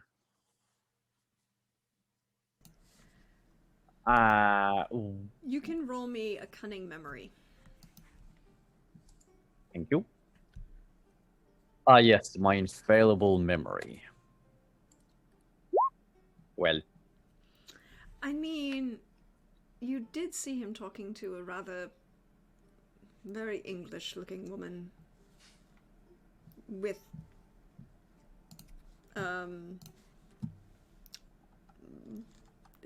red hair. Wait, where is she? Is it? Tell me it's Priscilla Quibble. No, it's not, and apparently I skipped a slide. Did you mean to put? Yeah, I did not put that. She's got very curly red hair, very English-looking nose. Kind of looks like she's looking down on everyone all the time. A little button nose, one would say. Perhaps, yes. Somehow slightly better than the rest. Can Spanish Captain silk? Bisley? Yes, I was gonna say, can Spanish- Captain yes. Bisley describe her and emphasize the intimate details? Yes. Mostly, I think he's gonna just highlight the distinguished button nose and the general air of disdain for anybody that isn't fashionably dressed. Yes, I have seen him with this woman. He was making some very how can I say unrelenting advances, and she seemed to be taken by him, at least from my point of view. I'm sorry, I just have to ask, do I know who they're talking about? Yes. You the know who minute- she is. Once the minute Bisley starts talking for the doctor, you're 100% positive he's talking about Mary Elizabeth Bisley, his lady wife. Which was what I was getting at with interactions with the wives earlier. I mostly wanted to know if you'd seen that woman around. I feel offended on behalf of my captain, but it's not my space. It's not my place to say anything. But you can tell. You can Valentine doesn't say anything, but you can tell he's bristling at this sort of implication that would be dishonoring his captain. But he doesn't say anything, but you can tell he's hot. Like he's bad. The moment Bisley takes over the description, I'm just going to kind of sort of wince in the sign of kind of concerned sense and not wanting to interrupt, to sort of lean back, and he'll turn around and wince at Pomeroy. Pomeroy's pretending like he didn't hear or know anything about this, but he knows, he doesn't knew. he? He fucking knew. That's fine. Is it possible for Bisley to notice? Not necessarily the doctor, but his own best friend. Best friend. Yes, I would like to spend it to see if I recognize this, mostly because this is going to be a problem later. I will accept the resolve token, but I just want to point out that there's the reason why he encouraged Bisley to go out and have fun, because it's not going to make anything worse. No, that's fine. I think since I've spent it, it'll be one of those, like, he catches it and just mental note in his head, like, this is a problem to sort later. But I think I will look at the Frenchman and say, how often of the times that you've seen your Captain Auclair with this particular woman? In all 3 days, I think I saw him with that woman 3 times. It did not take long for Captain Auclair to prowl the English camp. Well, For camp followers or women who offer themselves freely to just about anyone. Though I have to admit, us French have a distinct appeal. oh, that would not matter to this particular woman. That is, well, in fact, not to disparage your entire people, but I think if anybody breathed in her direction just the right way, she would. He's just like grabbing anything. Oh my! Fiddle with the rifle, if that's all right. Such a passionate and hot woman. I thought the Isles had killed every last bit of passion from their inhabitants. No, apparently they do not.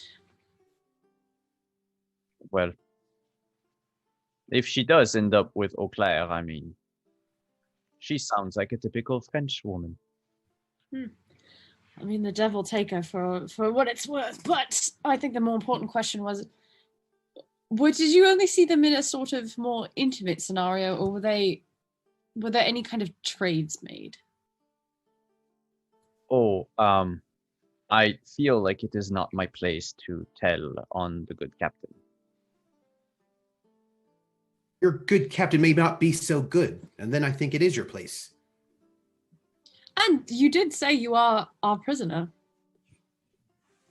I more want to know if they exchanged anything other than, well, passions, as you called them.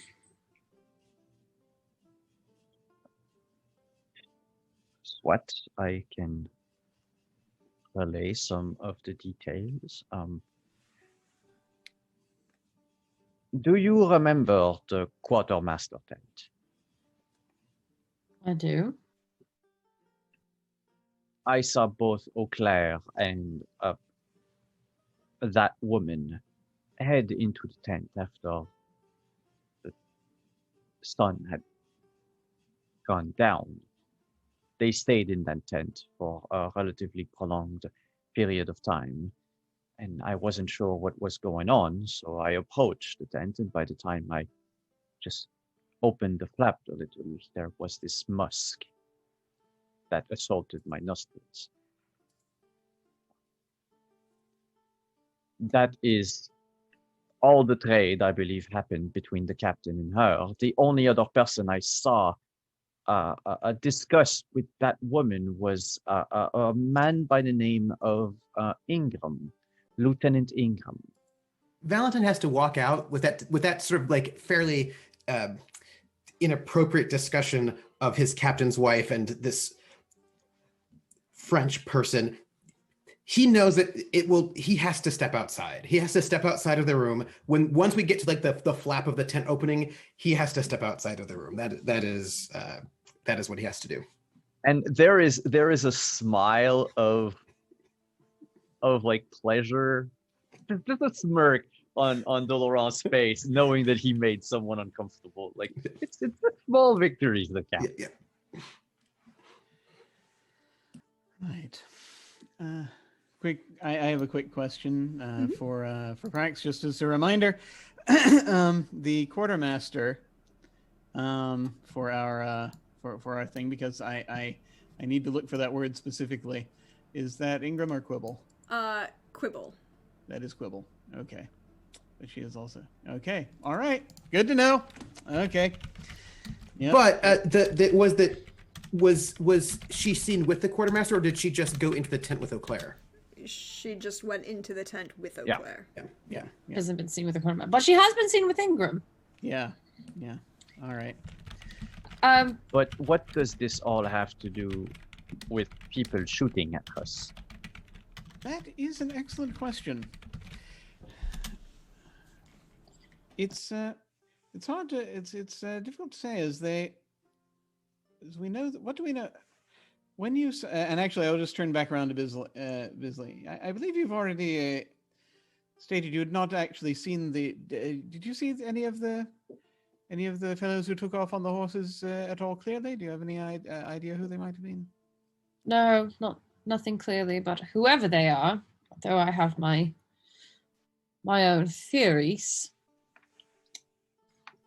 I would think if they were charging away, it was either to get away from the events with, and I'll just gesture at Holmes and our host.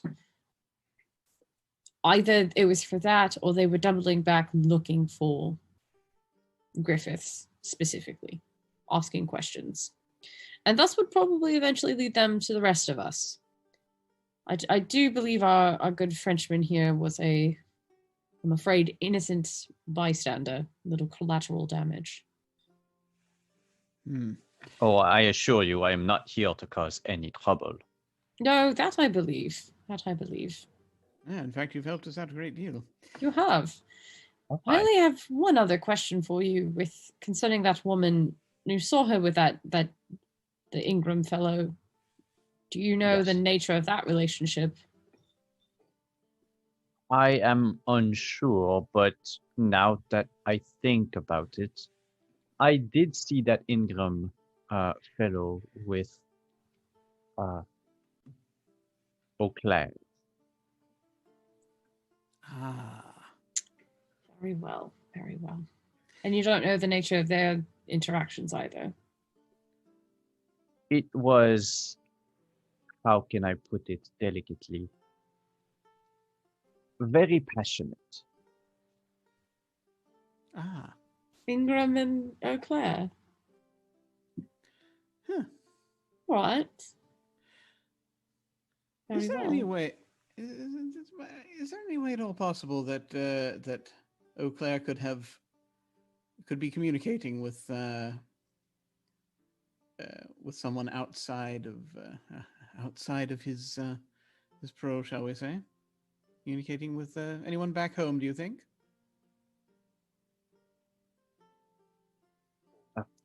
Perhaps. I would not know of why. Oh well, he's getting Spanish silk. At the very least. Or can't they be purchased in town? Well, not when it's it's used in shall we say in a particular way. Some, but there's some rather particular avenues of trade that are going on you see. I have a suspicion that he's tied up rather in, shall we say, the trade of horses for various goods. Trade of horses. Quite. But those would be your horses. He is stealing from the British Army? It would so appear. And okay. That is quite unlike him. Well, that's the thing. It may not be just simply he who's doing it. He may just simply be facilitating some of what's going on. We really don't know what all the. I think we've got a better picture of who the players are here, but not precisely what all of their roles are.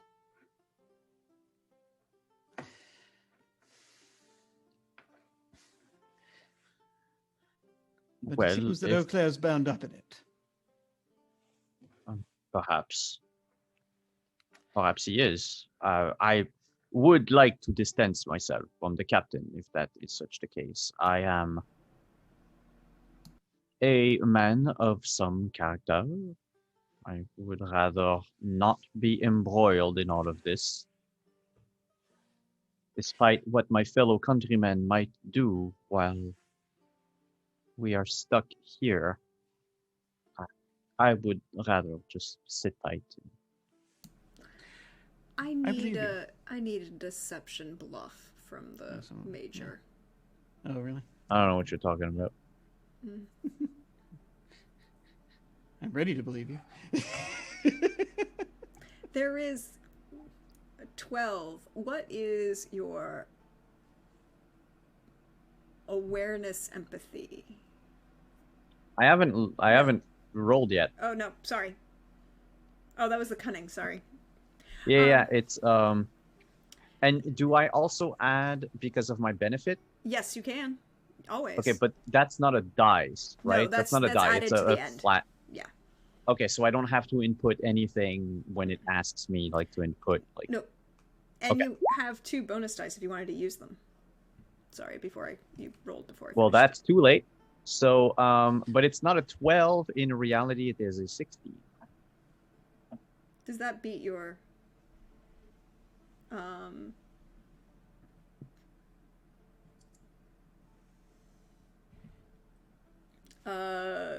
passive awareness empathy?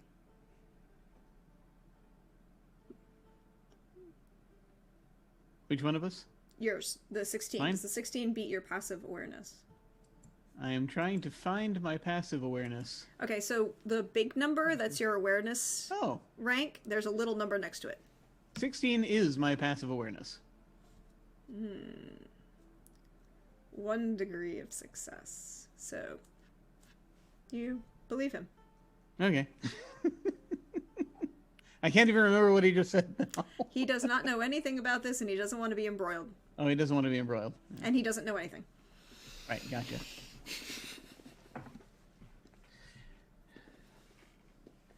I do believe you're trying to be honest with us. And that is something Vinport should, when push is going to come to shove here. Assuming we make it out of here alive. Did anyone else have any further questions, or shall we let my patient rest? No, I'm fine letting your patient rest. I think Bisley would like to go back to the musket and begin making his way downstairs. You go back to your musket. Lieutenant Valentine, you have left the room. Did you ever come back? You're muted. No, I'm just standing outside, sort of keeping guard, sort of keeping watch up here. So I'm doing my bodyguarding work outside the door right now, where that's sort of, you know those Frenchmen, how they are. You know how they are. So not have to be in the same room. Listen, you know what they say. so I don't have to go and listen to them. So I'm going to just be outside, them, running around with their guillotines, murdering. Just, I'm going to just be outside, just out here. Could you roll me an awareness notice, please, sir? I could certainly try. A 10. You hear a footstep just before something swings at you. I need you to roll me, I think it's no, it's not evasion in this game. Hold on. That was last night's game. It's agility dodge. Agility dodge. I am going to use one of my bonus die. I have two. I will use one. You do have 2 bonus dice. You may use one. I will use one. An 8. Cool.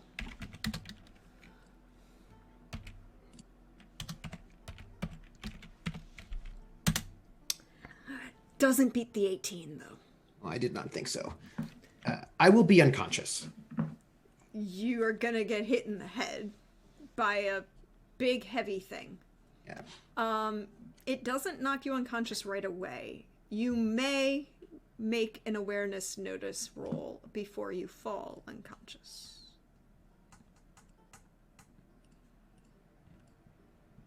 An 8.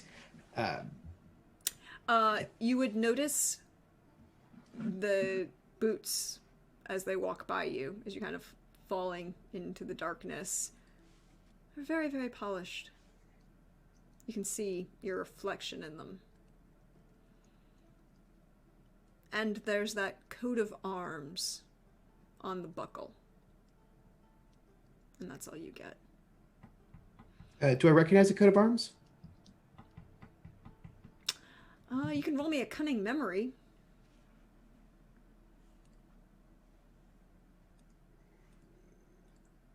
Again, Valentine's not super cunning. That's not, what he does. He's not that sort of fellow.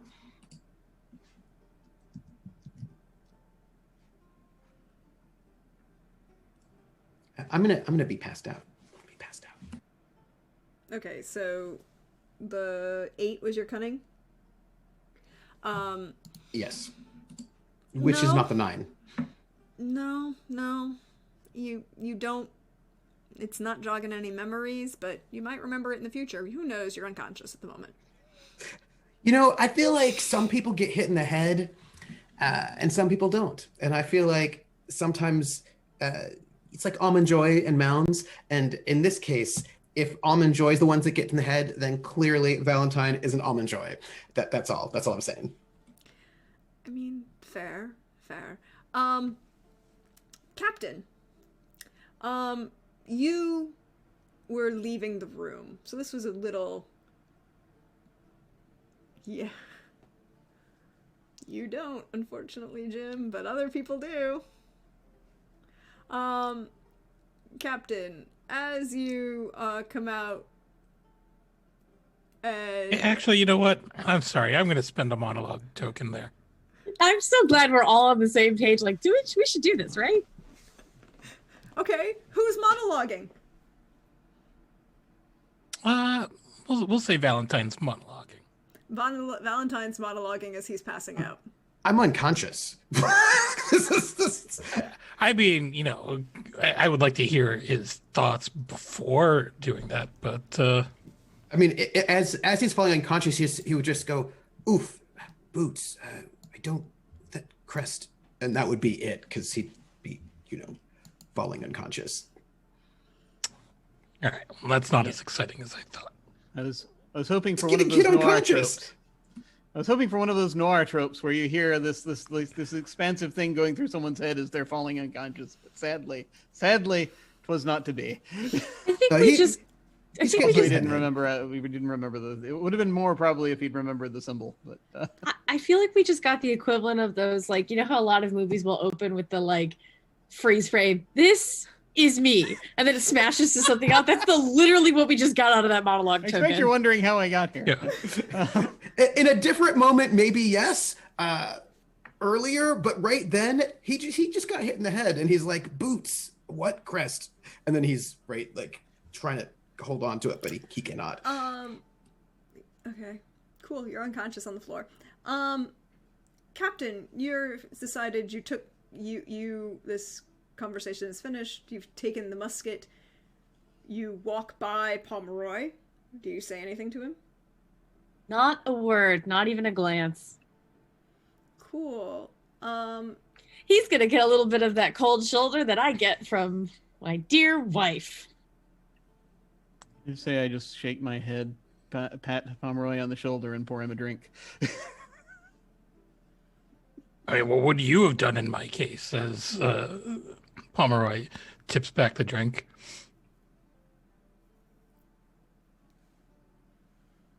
Probably something quite similar, I'm afraid. I mean, I feel like the only people that actually did turn down her advances were, well, me, you, Valentine, and Griffiths over there. You never made an advance on me, for the record. Never made an advance on me.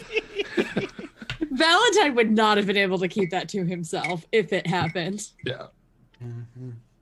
No, immediately I'd have been like, Captain, I don't know. Awkward. So while there's this commiseration going on to Pomeroy and the doctor, Captain, you've walked out the door. I need an awareness notice from you with a penalty die because you're kind of upset at the moment.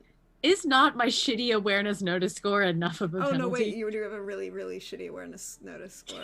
I mean, I should make you, but I'm not. It's up to listen. It's up to you. I'm just saying. I will say you can't use you can't use the bonus dice. I won't use the bonus dice. That's fine.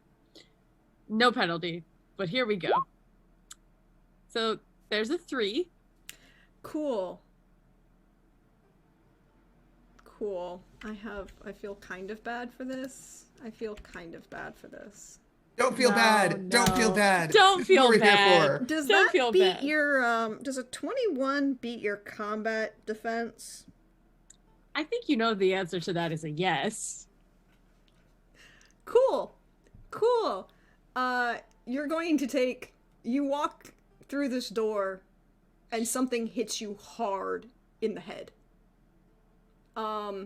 You're going to take 1 point of damage to the back of the head. Okay, I think I already had one too. Collapse on the floor. Can we get a twofer on that monologue token? At least get.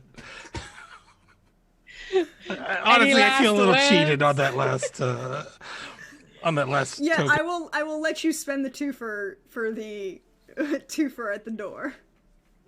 Marching with my musket. I don't know who I'm going to kill first at this point, but I feel like it'll be whoever's out in the field. And then if there's any of this bloodlust left, it might just be Palmer. Oh shit, that's something hitting me in the head.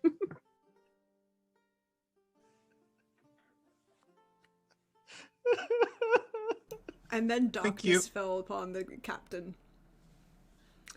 So, the 3 of you in the room, what you doing? Which door was this that this happened to them just outside of? Because The front door. The main. The front door, okay. The door to this room, right? They've walked the door out to this room? Yeah. Okay. Are we not noticing a series of bonks happening, or is Well, this, you didn't notice the first one. You may you may roll an awareness notice for the second. You were in the middle of your conversation, and it was outside the door with the door heavily closed. Okay. Now the captain has walked through the door, kind of closed the door, but gotten hit. So you may or may not. Okay. What am I rolling? Awareness notice. Any of you Awareness 3 notice. can. Captain Pomeroy, Major de Laurent. We'll try awareness notice. 19. Oh, and you know what? I will use these 2 bonus dice. Both of them. Yep. Why Okay. not?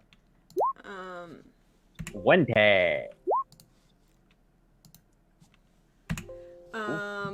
Cool. Pomeroy is drinking and is kind of upset about the fact that his bestest buddy in the world has told him he's pissy and has found out that he didn't tell his bestest buddy in the world that his wife is being really public in her affairs and that he knew about it.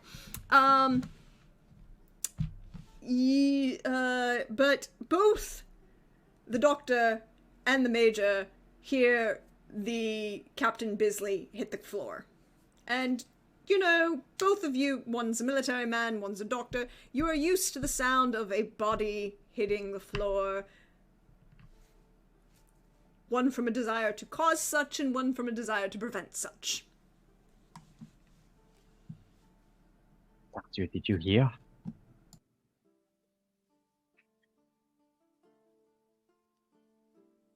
Yes. And I'm going to very cautiously.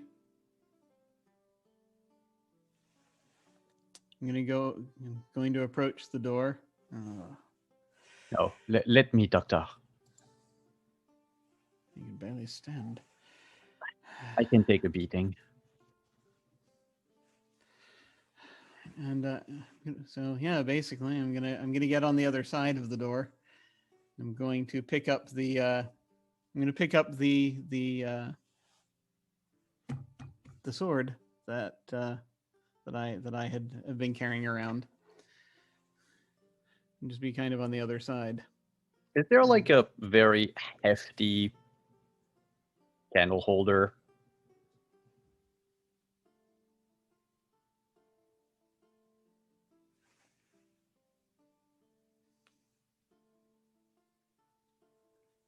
Okay, they're actual serviceable swords. All right, I'll just take one. Thank you, Coldrake. I apparently was muted. Yes, there are actual serviceable swords on the wall, so we have a number of swords now. Okay. I'll look to the doctor and say two things. First of all, Doctor, if you go and you get yourself knocked out, no one can help anyone that's been attacked so far. And two, please do not tell anyone that I have taken a weapon and am about to potentially stab someone. I would like to go home someday. It's all for a good cause, my dear fella. I have a question. What's Pomeroy doing when the Frenchman who's on parole takes this sword? Oh, yeah, that's right. Oh, that's right. We haven't brought Pomeroy into the. Damn it! Logistics. Forgot he was there. All right. It's okay. I don't. Yeah, Pomeroy's a little more upset at himself and doesn't really care that there is a Frenchman with a sword there. But he does look around for something that he could heft and, use to defend himself. But he's probably going to try to drag Captain Bisley back in. I mean, technically you haven't seen, but you don't know that Bisley's on the ground yet. Yeah. Well, wouldn't I have heard that?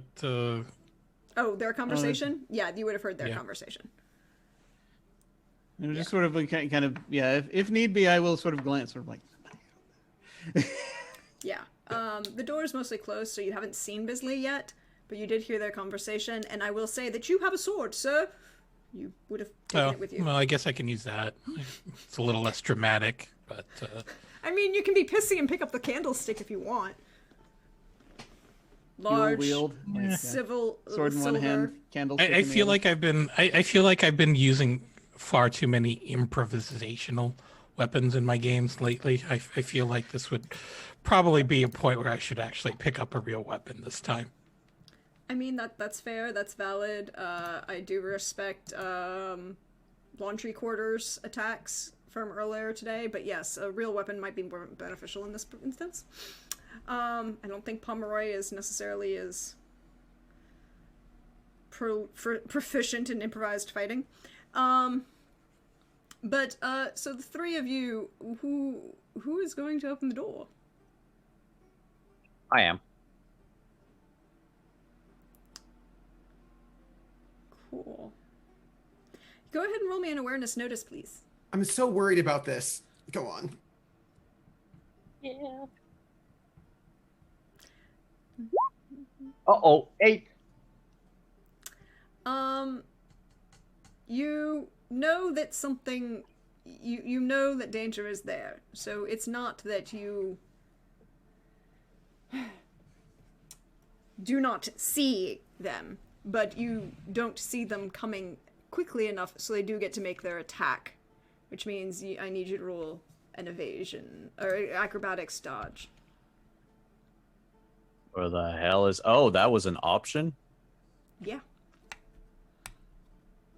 9. You're going to get hit, but you are not going to get hit in the head because, well, you've been, unfortunately for you, sir, they don't care about you. So, the sword comes at your midriff, sir, and will deal 6 points of damage as it slashes through your guard as you attempt to dodge. Doctor, you and Pomeroy both get an action now as the door is open, and you can definitely see 3 figures. Dark clothing, no uniforms to speak of, bandanas around their faces, one of them with a sword, who's just slashed the major you've just pulled a bullet out of. Another one who's finishing tying up Captain Bisley. Lieutenant Valentine is already tied up on the floor. And a third trying to level a sword at you, sir. So I feel as though something that I would like to attempt to do, which I don't know if it's logistically possible, but we'll see, because who knows how this is actually a raid. Yeah, I should do. My hope is to if Delaurent can be pulled back just a little bit, I would like to slam the door on them and just kind of and keep them outside. I'd like to slam the door and lock it. That might be possible, but I don't want the major to be stuck in there. That's basically the main concern. Okay, well, the major's in the doorway. Valentine is over here, kind of tied up. Bisley's here, tied up. We'll put the doctor here because the door is open so you can see. Pomeroy, where exactly are you standing, sir? I was standing right behind the major. So you're about here. And then we're gonna say oh no, hold on. That doesn't make sense. Because you see this gentleman over here tying up Bisley, this gentleman here who's just slashed at Pomeroy, and this gentleman here who's about to go for the doctor. As they're all kind of like, Bisley and Valentine are on the floor outside the room. The maid de Laurent is standing in the doorway, and the doctor is inside the room, hasn't crossed the threshold yet. So, doctor, you want to grab de Laurent and pull him back into the room. Yeah, I kind of have a plan, a terrible plan, which I should have thought of moments before we opened the door, but which might still work. Please tell that to my midsection. Yes. So yeah, I'd like to pull, if we can do it, I'd like to pull de Laurent back. Whoop. You can pull de Laurent back. And Pomeroy stab out with a sword at whoever is going for the doctor. Yep. That would be this gentleman here.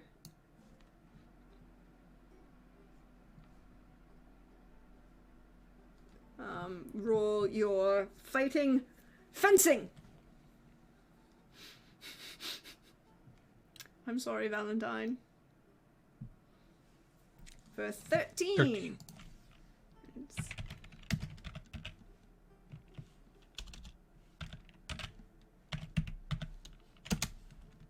Ooh, a 7. No, he does not get to dodge out of the way. He will be hit. Go ahead and roll 2d4 in damage. 6. 6. you do a mighty blow to this gentleman, who, as you slash, you kind of slash, you bring your sword up as he's going to attack the doctor, and you want to intervene, so you're slashing directly at the most opening, which would probably be the head and torso. So you slash downward, pulling apart the mask, and it's not a gentleman you recognize, Pomeroy. However, Major de Laurent, you are standing there, correct? Mm-hmm. Still conscious. You didn't get hit in the head with the hilt of a sword. You recognize this gentleman. Who is he? A very floppy-haired Frenchman of your awareness, whose name is Gervais. Well, that's the name his mother gave him. And he's the one that tried to kill me. Yeah. His friends call him a jerk. His mom might call him Gervais, but his friends call him a jerk. Yes, and his father gifted him a different name. But I'll let the Major make that decision about whether his revelation's there. Yes, he's the gentleman who described and killed you. Oh, Claire, what is the meaning of this? So, sword, pull back. Now, the three of you are... Well, apparently I have to do that as two things. Cool. Now the three of you... I've been split in twain. Not permanently, it's fine. So now the three of you are inside the room. Is there any chance we can get the door shut on them before they can get in? You can roll me in agility or athletics. Would anyone be willing to help me shut the door? Pomeroy will help. Yeah, De Laurent is too focused on recognizing the captain. Okay, I'm going to use one of my bonus dice. Okay. So I don't know how helping works. Also, do I need to hold until someone else rolls, or do I roll? Nope. What happens is you add half the value of his ability in the same skill to your total. Oh, okay. That would be a 1.5 So it's a 1. You round down. Okay. worth a shot. So I'm going to be adding 2 bonus dice. No, then you get total, one because- bonus. It's one bonus I'm dice, using one and of the mine. one. Yeah, you're using one bonus dice from your bonus dice, but his aid just adds a flat 1 to the roll. One. Oh, okay. So that's Not a bonus dice, but a numerical 1. Gotcha. Okay. I shall roll agility. Oh dear. Okay. Here we go. So a 13. 13. That's right. Which beats their 11. Yes, you do get to close the door in their faces, banging the sword, actually just for comedic effect, shoving the door, this heavy wooden oak door that's stood centuries, kind of nicked, Spanish, directly into Eclair's nose. You hear a slight crunch. Like, kind of like grabbing the key and just locking it. And just kind of turn around. And I know Pomeroy knows about it, but I'm going to sort of pull Dylan aside quickly and say, all right, there's another way out of this room. We can circle around on them.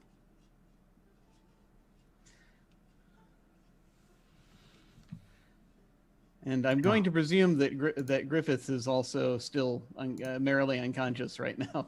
Griffiths is merrily unconscious until I am told by the player that he does not wish to be merrily unconscious. Okay. All right. Griffiths would be useless in this situation. Okay. Let's be real. He's a gambler and a lover, not a fighter. So, and I was just sort of looking around, so we can get around that way. And I sort of point at the This blue square on the... yep. I'm going to point around that it's just through that soin relaxation, the through to the other chamber, which I'm hoping they don't know about, but we'll find out in a second. So, if we're good with that, I figure we can circle around on them. Your actions. You hear people trying to break in the door. It will take them a little while.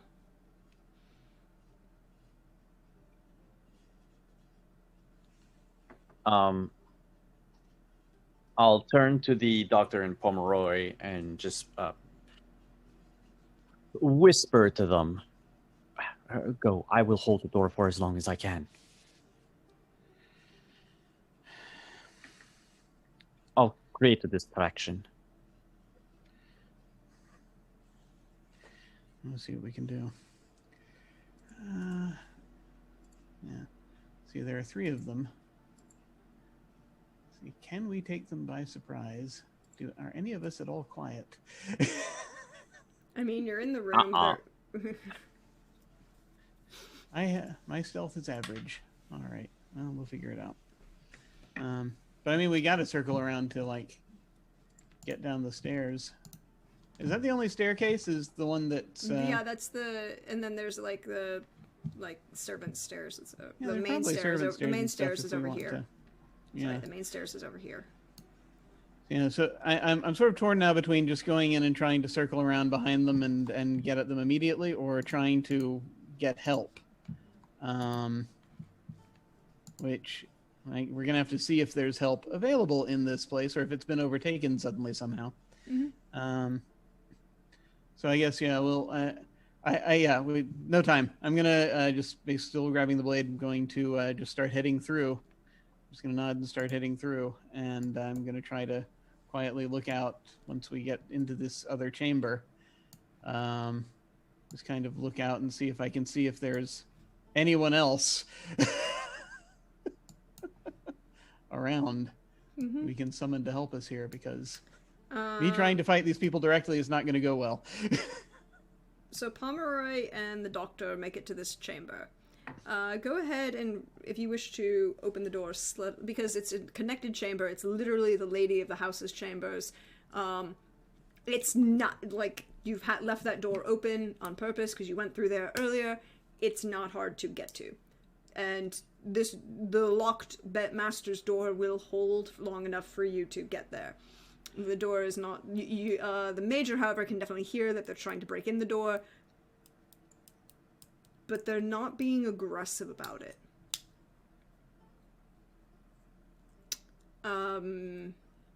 Doesn't sound like an axe.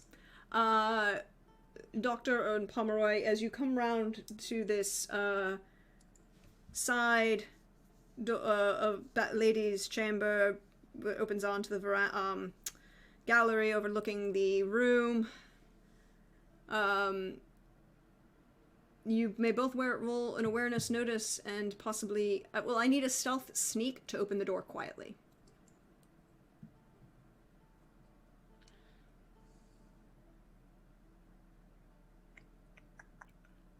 How is Pomeroy's stealth, just out of curiosity? It's a 2.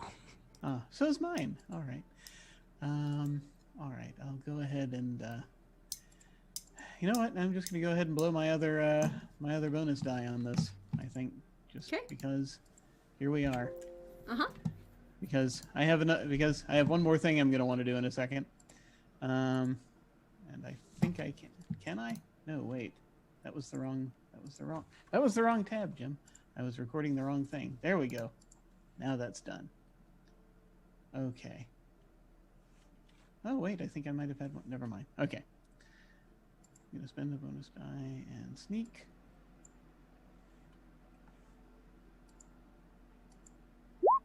That's a 9.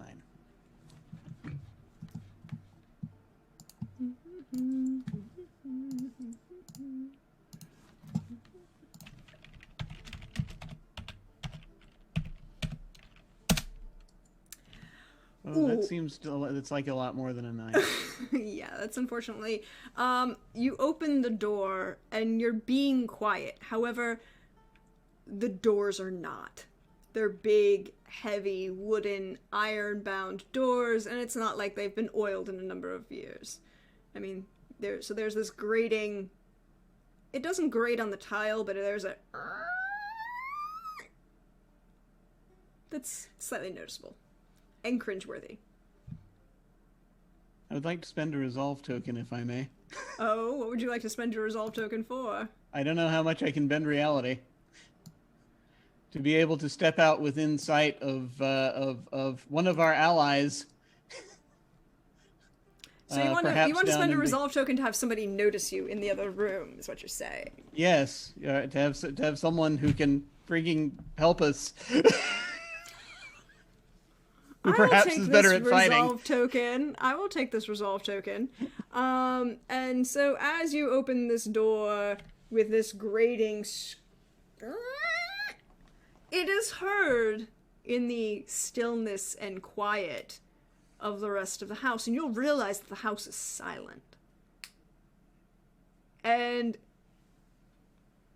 a figure glances up at this grating sound and makes eye contact with you from the other side of the courtyard, as he's been leaning there smoking a cigarello, and Major Atkins glances up at you and makes eye contact, and there's an immediate shift in his behavior.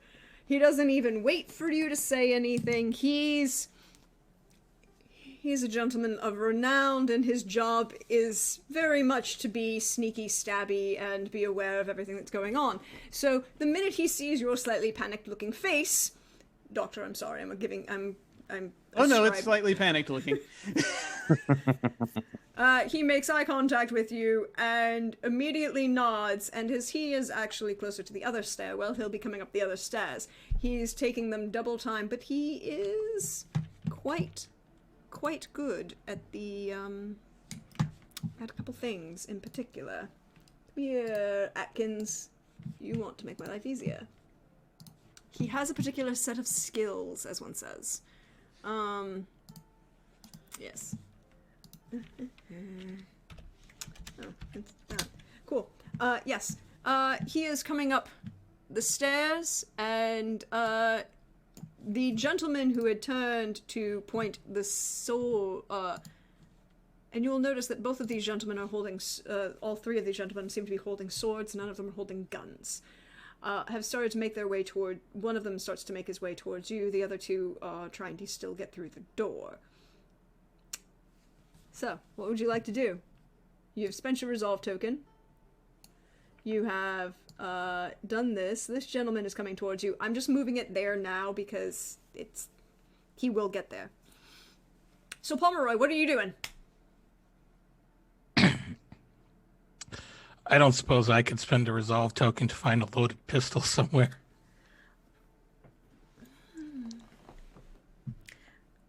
I say you can spend a resolve token to have a loaded pistol, because, I mean, Pomeroy is a very competent soldier. Okay, let's do that then. You do have a loaded pistol. I'm going to check in on both Lieutenant Valentine and Lieutenant Bisley, however. You are slowly starting to come around and discovering the fact that you're tied up. Who comes around first? I need to know. Valentine. Valentine, you did roll higher on your evasion. I'm going to recognize that I'm on the floor. That's the first thing, right? I'm going to sort of just think, am I bleeding? Like that's like I'm just like paying attention to the back of my head. I had some stitches there just like earlier the day. Just like pondering like the state of your concussion? Everyone keeps saying that. The state of my head wound. And then I'm going to sort of shift, realize that I'm tied up, and then I'm going to sort of look around me to sort of assess the situation first without trying to make too many movements because if there's someone around, I don't want them to realize that I'm awake. So I'm like basically going to sort of look around without making it obvious that I'm looking around. Okay. As you make your awareness notice roll, I will tell you what you see. A 9. You'll see a couple figures tied up on the floor. You see Bisley, your captain, tied up nearby, also on the floor. Slowly rousing, but not quite there yet. You see 2 figures that you can't quite make out. You don't recognize, standing in front of this doorway. The door's closed. You see another figure approaching the other door, over here to the right, to the south. And then you would see Pomeroy. Pomeroy, what do you do? Now that you've spent this resolve token, and I now have 4 resolve tokens. Thank you, people. We're going to pay for that later. Okay, I'm sorry. So just for clarification, where are me and the doctor standing? Here. You guys are in here. There. This guy has come over here. You now have a gun. Once he appears, I think that Pomeroy is just going to shoot the guy with extreme prejudice. Go ahead and shoot with extreme prejudice. You may, that's your marksmanship. It will be marksmanship bows, but it's really a pistol or musket. I'm going to use You have a 2 bonus bonus dice as well. One of them or both? I'll use one. Okay. Just one. That's great. I really appreciate this. Keep using those bonus dice. 12. Cool. As roll 20. Ooh. God damn it. He dodges out of the way, but he will still take the shot. It won't kill him, is what will happen, but it'll cause harm. Because you can't fully dodge the gun. So roll me 2d4. God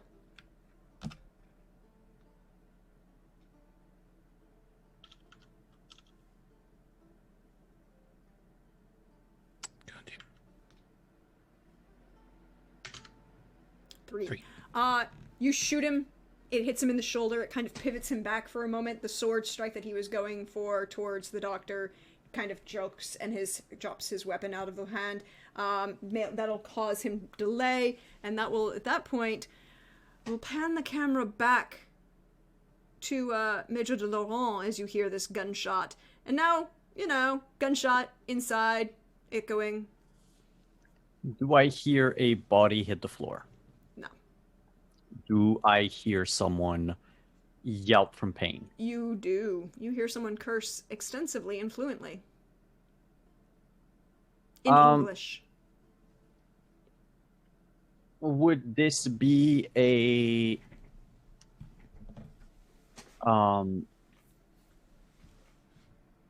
voice I recognize? You can roll me cunning memory and you will have 1 bonus dice. From the scene. 17. You're not 100% sure, but it's definitely an Englishman. And you're pretty sure it sounds like that Englishman who was hanging out with Eau Claire. And that's why you make the connection. Ingram. The doors to the master's bedroom Are closed. Yeah, do they open inward or outward? I think it's outward, but I'm not sure. It's outward. Okay. So he will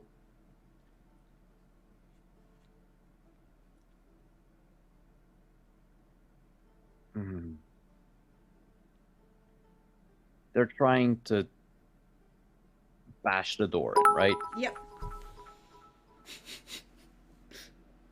Thank you, Time, for that wonderful donation to help with future consequences. Yeah, sword in hand, he's going to, I mean, he knows it's Eau Claire, but he almost got killed by his countrymen, so definitely right now, patriotism's out the window. So he will kick the door open and rush sword out to hopefully impale Eau Claire on it. Cool. Go right ahead. You may roll your fighting fencing. Haha. Or long, whatever bladed weapons you want. You do also just have 2 new bonus dice before you rolled. Oh, I won't use them right away. That's a 16. 16. Cool.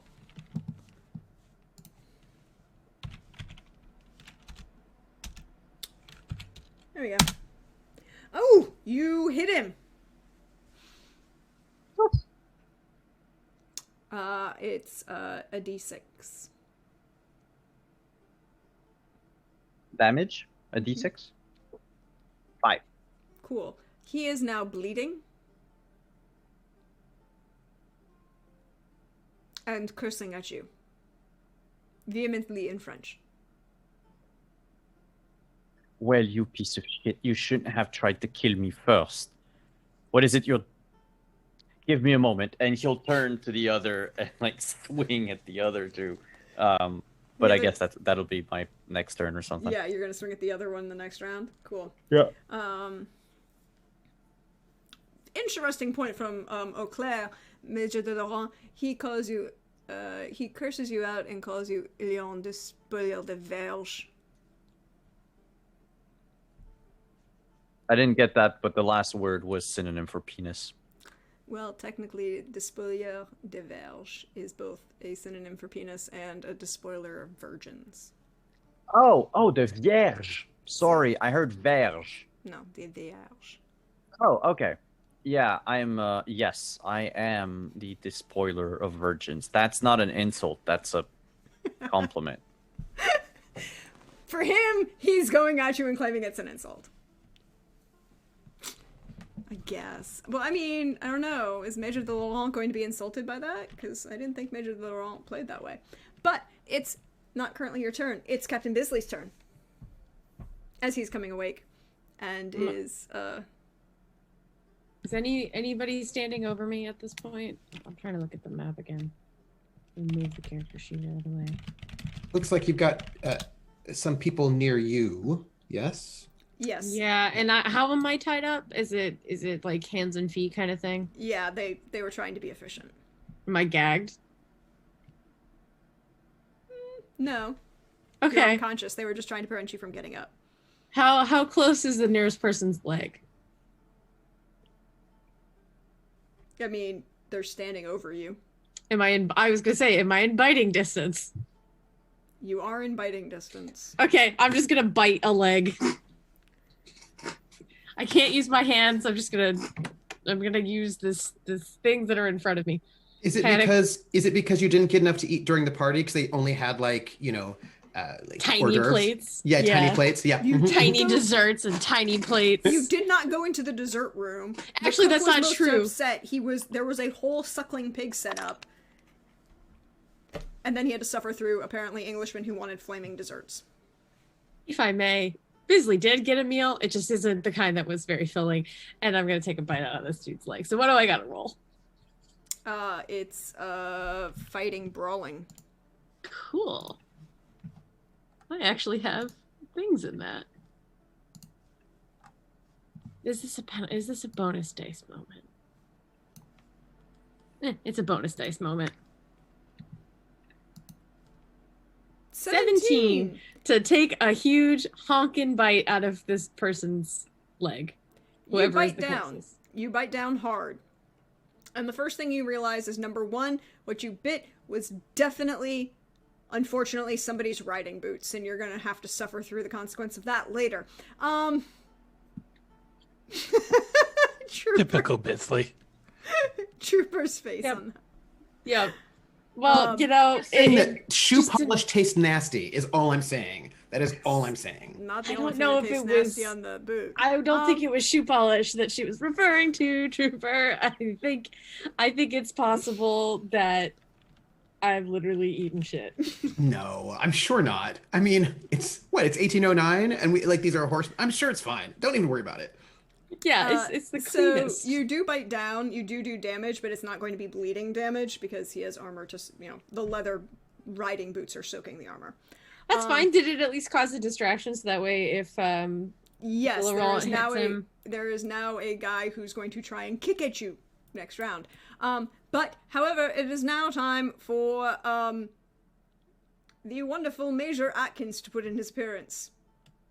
And he's going to try, as he realizes that that things are kind of complicated and not subtle at the moment, to just bum rush this guy. Just straight up football tackle him. And I did actually give him that. Oh, yeah, there's that problem. Hold on. He does, however, he is a little older gentleman, so he has a penalty die to this, but... Oh, but a 14 is not bad! And their dodge? Uh-huh. Cool.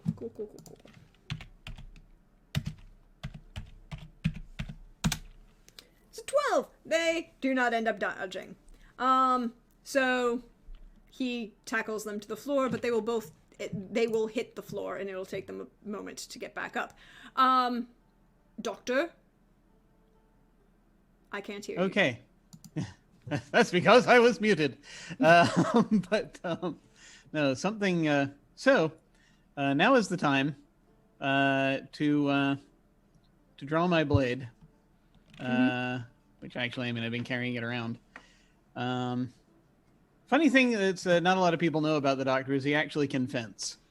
So I don't know, but if the guy is on the floor, what I'm just going to basically do is pull the sword out, pull the rapier, whatever version of thing it is that we're using, and just sort of very quickly put it, if he can, put it to the man's throat. Mm-hmm. Say, I should not advise getting up where you. It would rather restrict your breathing process, I'm afraid. You can roll me a persuasion intimidate. Let me see. I don't have intimidate, but I can persuade people a little bit. Let me try that. What I shall say is also though. Oh, let me see. That's your clavicle right there. I get in under that, then there's going to be quite a lot of blood about in the hallway, and we shouldn't want to damage it, should we? It's such a good rug. I don't know if I can get any help for any bonus for the fact that I'm invoking anatomy, but you have 2 bonus dice that you were just gifted from the wonderful. Oh, was gifts. that? Oh, excellent! I'll use one of those. Awesome. Okay, excellent. And this is intimidate. Mm-hmm. I shall use the bonus die. Here we go. 14. 14. Good to know. I'll hold that in the back of my head when we get back to him. That's a little pin in that one. Major de Laurent, you are bleeding. Captain Auclair is bleeding. This other gentleman who's cursing in English after being bit in his leather boots is not bleeding. But he's pointing a sword at you.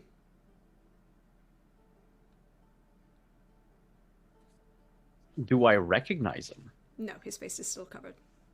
The only reason you recognized Auclair is because when Pomeroy struck at him, he cut the face mask.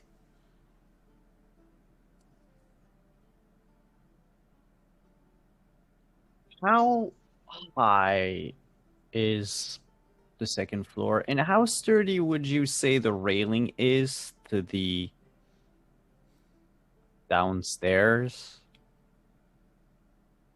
I love when Simon gives me these, because then the question becomes, is Simon going to destroy a character? I love these. It's a second floor, which means, and it's a pre-19th century house, so it's about 15 foot, 20 foot drop. 15 foot, 10 foot ceilings, plus a little bit extra. and it's Yeah. a wooden railing. I'm gonna rush. Very artistically carved in a very, like, Spanish Muslim style. And that person is armed at the moment, right? Yes, with a sword pointed at you. Okay. My goal is to try to maneuver them so that their back is against the railing.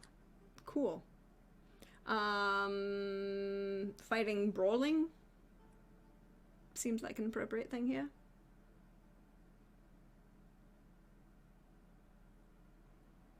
And you said I had a bonus die, so I'm You going to have use it. 2. I'm going to use 1. Okay. For a 13. Cool. Cool.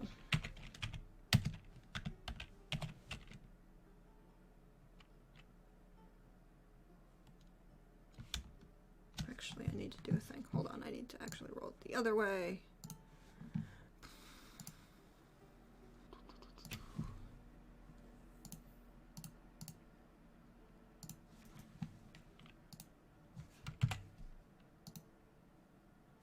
Over an 11. He's now being pushed against this railing. What would you like to do with him now? Kick him downstairs. Ah, shove him over the railing? I will say that this happens. You can shove him over the railing. Yeah.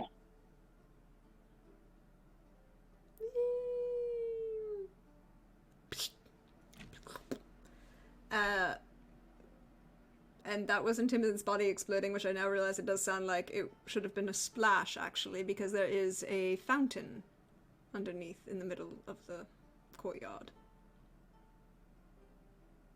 That you hear. But you don't hear anything else. Pomeroy and, Pomeroy, what are you doing?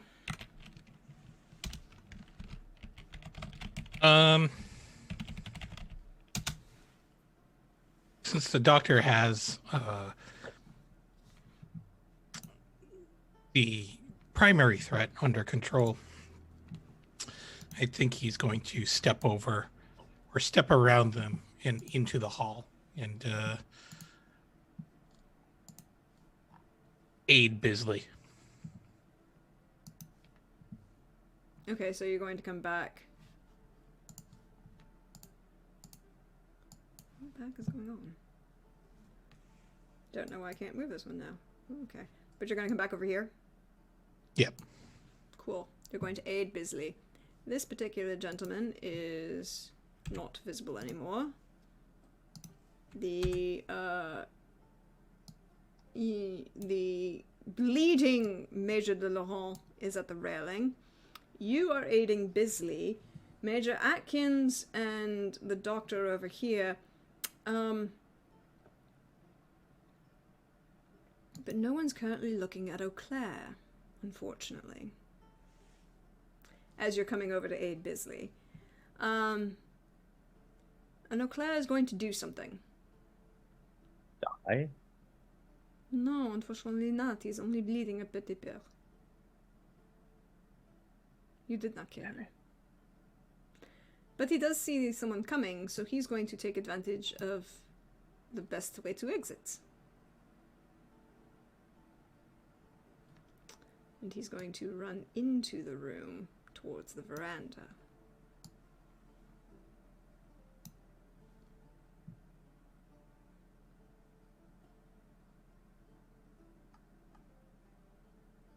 Across to the veranda outside. What? There's a balcony. Out the door. There are people running at him this way. The door is open. He's going to go by them to the other door that's the exit. He can get out. Bye. Eau Claire runs out the door, runs over the balcony. You do not see Eau Claire. Rip. You coward! And the gentleman here on the floor, wrapped up in Major Atkins, as you've pushed the blade towards his throat. You look into his eyes and you see hatred, Doctor. Hatred for you in particular, but others as well. But now he's very, very angry at you. Could you roll me an awareness notice, please? Sure.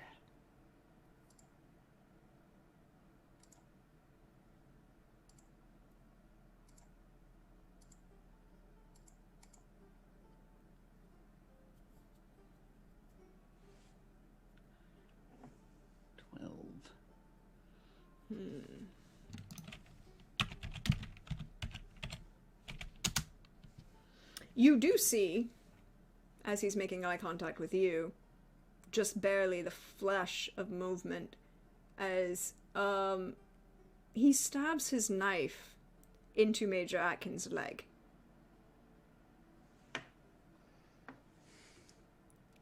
And then shoves Major Atkins off of him. Now, Doctor, what are you going to do? Well then, if he's doing that, and is so he was carrying a knife.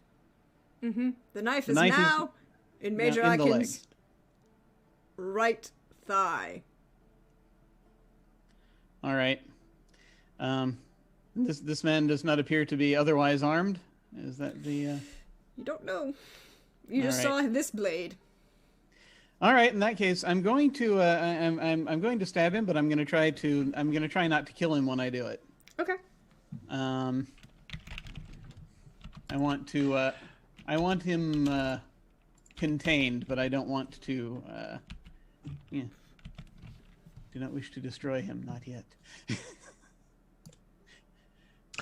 I knew I should have pistol whipped him instead. I know, right? This is the gentleman that cried out earlier when he was shot. Is that correct? Or... Yes, he was cursing in English. So out of curiosity, was that recognizable to either of us, or is that something only? You could roll me a cunning memory. I will try a cunning memory before I do the thing that I'm about to do. 14? It sounds familiar. Sounds English, not French. And not like a Frenchman putting on an accent, but actually a true Englishman. Upper class. Okay. And it's percolating at the back of your mind, but there's just too much going on for you to concentrate on it at the moment. It sounds familiar, but you're not 100% sure who it is. All right.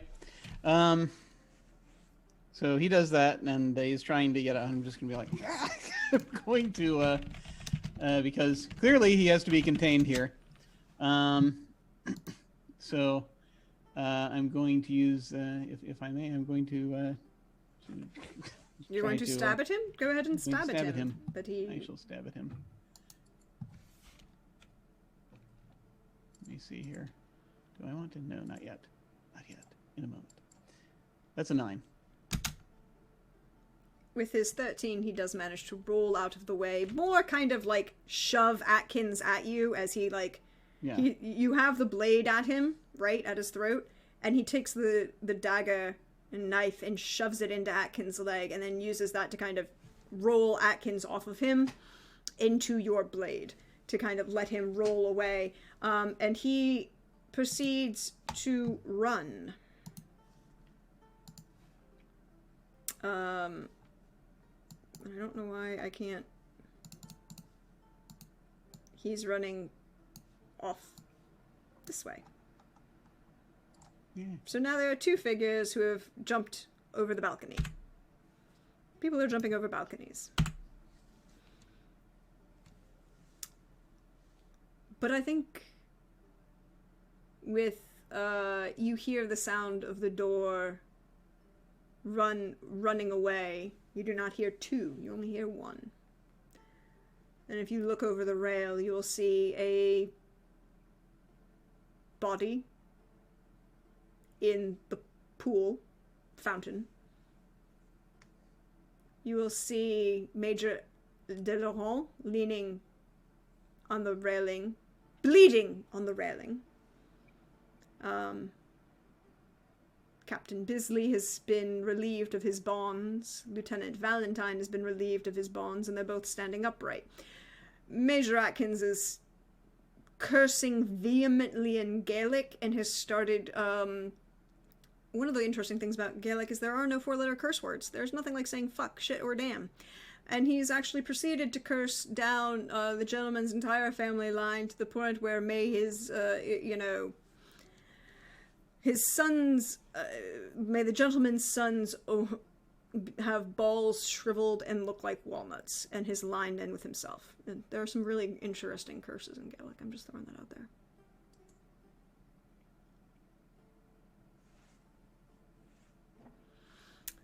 What would you like to do, Doctor? So they have all fled. Those who are capable of fleeing have all fled. Two of the three have fled. One is floating in the fountain. Okay. Quick visual check to those whom I can see that are currently injured. I'm going to presume the one floating in the fountain is probably the one that's worse off right now. But is there a? I mean, if you roll does anyone else look like they're about to? Well, I mean, what does the major look like? He did take a sword to the gut. It looks like he was cut, but not too deep. Like, it will require attention, if only to prevent bacteria seeping in. Oh, so we're in that dashing scar stage. It doesn't, you're gonna stitch it up so it has a dashing scar. Okay. Well, he is still bleeding, but like, I mean. Well, yeah, I mean, I'm obviously, at half HP. Yeah. So I can still stand. Like, he's probably clutching his stomach with one hand. Yeah. And you can see the blood. I'm only going to go to try to save the guy in the fountain if I think that that there's time for it, right? If someone else is hurt enough that I think that I can't afford to go and do that, then I'm gonna just. It doesn't look like the guy in the fountain is sufficiently. How to phrase this? He's doing the dead man's float. Is he face down? He's probably face down. Well, he got shoved over the railing. He landed in the water. But these aren't like really deep fountains. They're water collections. Is there like blood trailing out from where his head hit the bottom or something like that? Where it's like, very clearly. Okay. If that's the case, then that's beyond saving. He might still be alive. Let's put it this way. He might still be alive. Yeah, one of my favorites, Time. Thank you. May the curses mime alone and her 9 blind, illegitimate children chase you far over the hills of damnation that the God himself couldn't find you with a telescope. Creative cursing is fun. There is not a lot of blood. Actually, there's very little. You would see he does look like he might still be alive in the pond. Okay. But there are a couple people downstairs who are starting to come out, so you could direct them. Yes, actually, that's going to be more probably what would. So I'm actually going to start. I'm going to be. So I'm going to check on both Atkins and De Laurent, kind of basically is the idea. But I'm also going to tell them, get him out. See if he's still. Get him out. He might still be alive. Hold him if he is.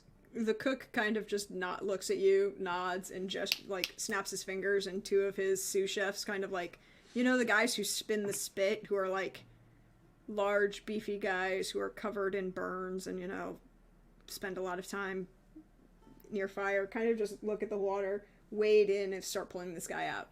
He does appear to be alive. At least they're standing him upright, not, dragging him.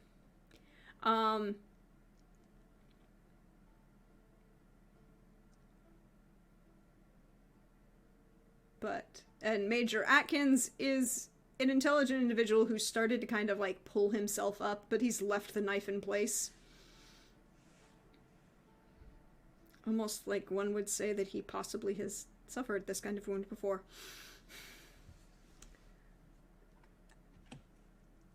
You know what to do. Yeah, so I'm just going to work on them in order of who looks worse, basically. Major Laurent. Yeah, let's go to Delaron. And I'm going to quietly, I'm going to head over and quietly, as I'm sort of looking and trying to, let's get you back down, shall we, if we can? As I feel that I feel this is rather an unsightly color to be bleeding out in the foyer, or whatever this is. It's probably not. The foyer is closer to the front of the, isn't it? I don't know what this room is called, but I would know the right. It's the it's just patio? It's the veranda, balcony, The veranda. the gallery, Yes. the gallery, The gallery. possibly. Yes. I feel that shade of blood just doesn't match the gallery, and I'll sort of take him in and check up on him and try to do stuff. And I think with the doctor trying to treat everyone is where we're going to leave it for tonight. I apologize, we have gone over extensively, but we had a guest and things happened, and then more things happened, so I hope we all had fun. I hope we enjoyed ourselves. I will just give you one kind of post-credits scene. Uh-oh. As 4 figures ride away in the moonlight. 4, not 3? 4. Interesting. And the sound of hooves is muffled. There is a wafting piece of fabric caught in the image of the moonlight as a shawl of fine Spanish lace kind of drifts away.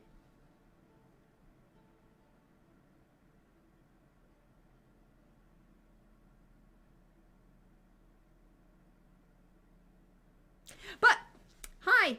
These are my friends. They come play crazy games with me, and I appreciate them because I do crazy weird stuff and subject them to, you know, combat. In, which, by the way, in Sword Chronicle can be deadly as fuck. They all survived. I was prepared for much more damage. Kind of impressed, though.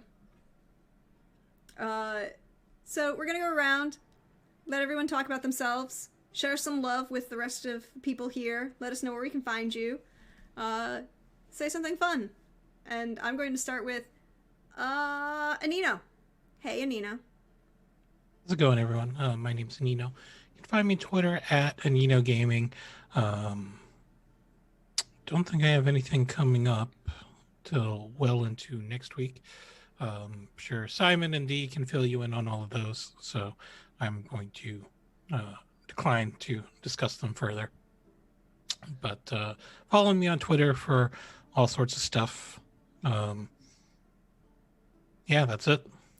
And go find the flash fiction for Jimenez. Yeah, it's all right. I enjoy poking my friends and making them enjoy things that they do. They do really cool things. Go find that flash fiction. It's really good. But next up, hey Alyssa. I'm sorry you got like a sword hilt to the back of the head. I'm not. It just feels on brand for Bisley at this point. It's fine. I'm fine. Everything's fine. But you see me around here as at Xander's Levelton. There's not a whole lot going on in my world these days, but that's okay. It just means that I'm here and more time to think about all of the consequences that are going to weigh on us after yet another week of consequences. So it's fun. Sorry, do any of us have any resolve tokens left, or does Yeah, I do. Trax hold them all? No, You I have one? 2. Okay. I only have 4. Okay. You still have 1. And I'm going to hold on to it until I probably have to, I don't know, resolve something, but I don't know what it is yet. I'm resolved to hold on to my token. Okay, but neither of you have shared love yet for the fun things. Oh, yeah. that you enjoy. And you know, what was your thing? Um, I would have to say the the quote unquote betrayal of Pomeroy for Bisley. That really hurt me inside. Um, Did it? Did it hurt? Did It it did. hurt? he was just looking out for him. I think my favorite thing might have actually been a toss up between a few things, but I think it was the sort of moment when our good guest was describing seeing Mrs. Bisley being very busy, as it were, and Valentine had to walk out of the room and apparently resolve that way to protect the honor of himself and his captain. I think that was the moment for me. Okay, see, I'm gonna take that. I'm gonna jump as a perfect transition because I love how Trooper can play Lieutenant Valentine, who is absolutely scandalized by everything going on in this game, but on Mondays is playing a Martel Maester, the quote-unquote fun Maester. Yeah, I'm the fun maester. That, you know, I mean, look, maesters know how to make concoctions. Some of them might be fun. I'm just saying. That's all. Like, you know, some of the. Hey, I'm Trooper SJP. This was so fun. You can find me at Trooper SJP on Twitch or Academic Foxhole on Twitter. And let me give some love. So there was just so much there was so much goodness here. I think I'm gonna give two. One, I enjoyed the way that our guest Simon, what's the word? Provoked people. Often Valentine, but many people. I enjoyed that very much. That was awesome. Also, I love, it's hard. I can't give just one-liner because there are so many. But Jim, as our doctor, just gives like the best moments. I just wish I were running, like I'm taking general notes, like I'm pointing right here to my screen. You can't see it, but I have a file up with notes. That's why I take general notes, but I'm not taking notes of all of the amazing one-liners, and I really should be, because our doctor is just like all the time, like the goodness.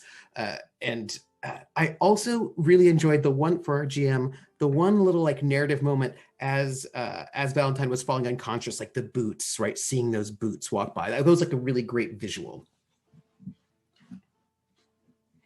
I appreciate that, and thank you. And speaking of the gentleman of one-liners, hey Jim. Hi, thanks. Hi. The doctor had a lot to do. He did have a lot to do this. So much more than I was imagining he would. You're thinking, okay, now I'm just going to heal everyone up. We'll be good. Oh, we have a couple more people injured. Okay, we'll take care of that. No, wait, they're assaulting the. Oh crap. I mean, you're gonna have some work to do. That's true. That's very true. But just for my contacts, I am Jim. I am Other Doc on both Twitch and Twitter. Website is jimyes@jim.com. Right now, actually, the Tabletop Gamery on my Twitch is on hiatus for a few weeks. Probably more, hopefully December, I think, is when we're getting back to stuff. So I will announce stuff there through the Twitters and what have you when that occurs. So hopefully that'll be soon. When I start doing, I can announce signups and what have you for some stuff, and then resuming of other things. Aside from that, just doing video games on that channel right now, from time to time. Which video games? Right now, I think. Well, I took a break from Frostpunk to because there was some. There's apocalyptic despair, and it was rather important not to have apocalyptic despair for the past week or so. But I'm probably going to get back to the apocalyptic despair pretty soon. But I also started doing Stardew Valley on there a little bit just to try to relieve the apocalyptic despair, basic stuff. But that'll be a thing. What I return to probably soon, like every few days. It's not on a schedule. It's just whenever the mood strikes, and I feel able to. But as far as tonight goes, this was a lot of fun. I felt terrible about the extended questioning scenes and all that, because I felt like this was stuff that we needed to know. But I do want to call out, first off, Simon, for the very subtly played character today. This was very cool. I did enjoy it quite a bit. There's layers, and it's one of those things where I wish we had you for a bit longer, but it's a guest, so I understand how that goes. But that was a lot of fun, and just the subtle provocations, and then the overall, I just loved in that scene where things sort of flipped. The questioning flipped as Bisley started getting madder and madder, and just the whole deal, the whole pathos of that character that Bisley is dealing with now, and that elicited that very well. And it was one of those things where I just sort of sitting there. Should I pour Bisley a drink? No, Bisley is currently defending us from people shooting at us. We can't have him drink yet. But so I settled for pouring Pomeroy a drink instead, which also felt sympathy for, because I'd have done the same thing probably. Just seeing the dynamics of all of these characters and how we're slowly seeing the layers pulling back. It's a delightful thing, and I am here for it, and I cannot wait for us to continue. Well, I believe that leaves us with our wonderful, charming guest. Hey, Simon. Thanks for coming. Hi. Well, thanks for having me. I had a blast tonight. I've been hearing about this game. I tried to watch bits here and there, but I was fucking busy. I'd heard about the drama, and now I got to live part of it.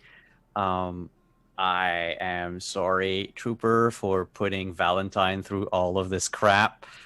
But it's fine. It is fine. I mean, sorry, not sorry. But yeah, it was. I had to come in and put some salt over the wounds, a little, just to stir things up a bit. And it's always a pleasure to play with all 5 of you. And if I had to say, my favorite moment tonight, honestly, was just to meet each of your characters one by one.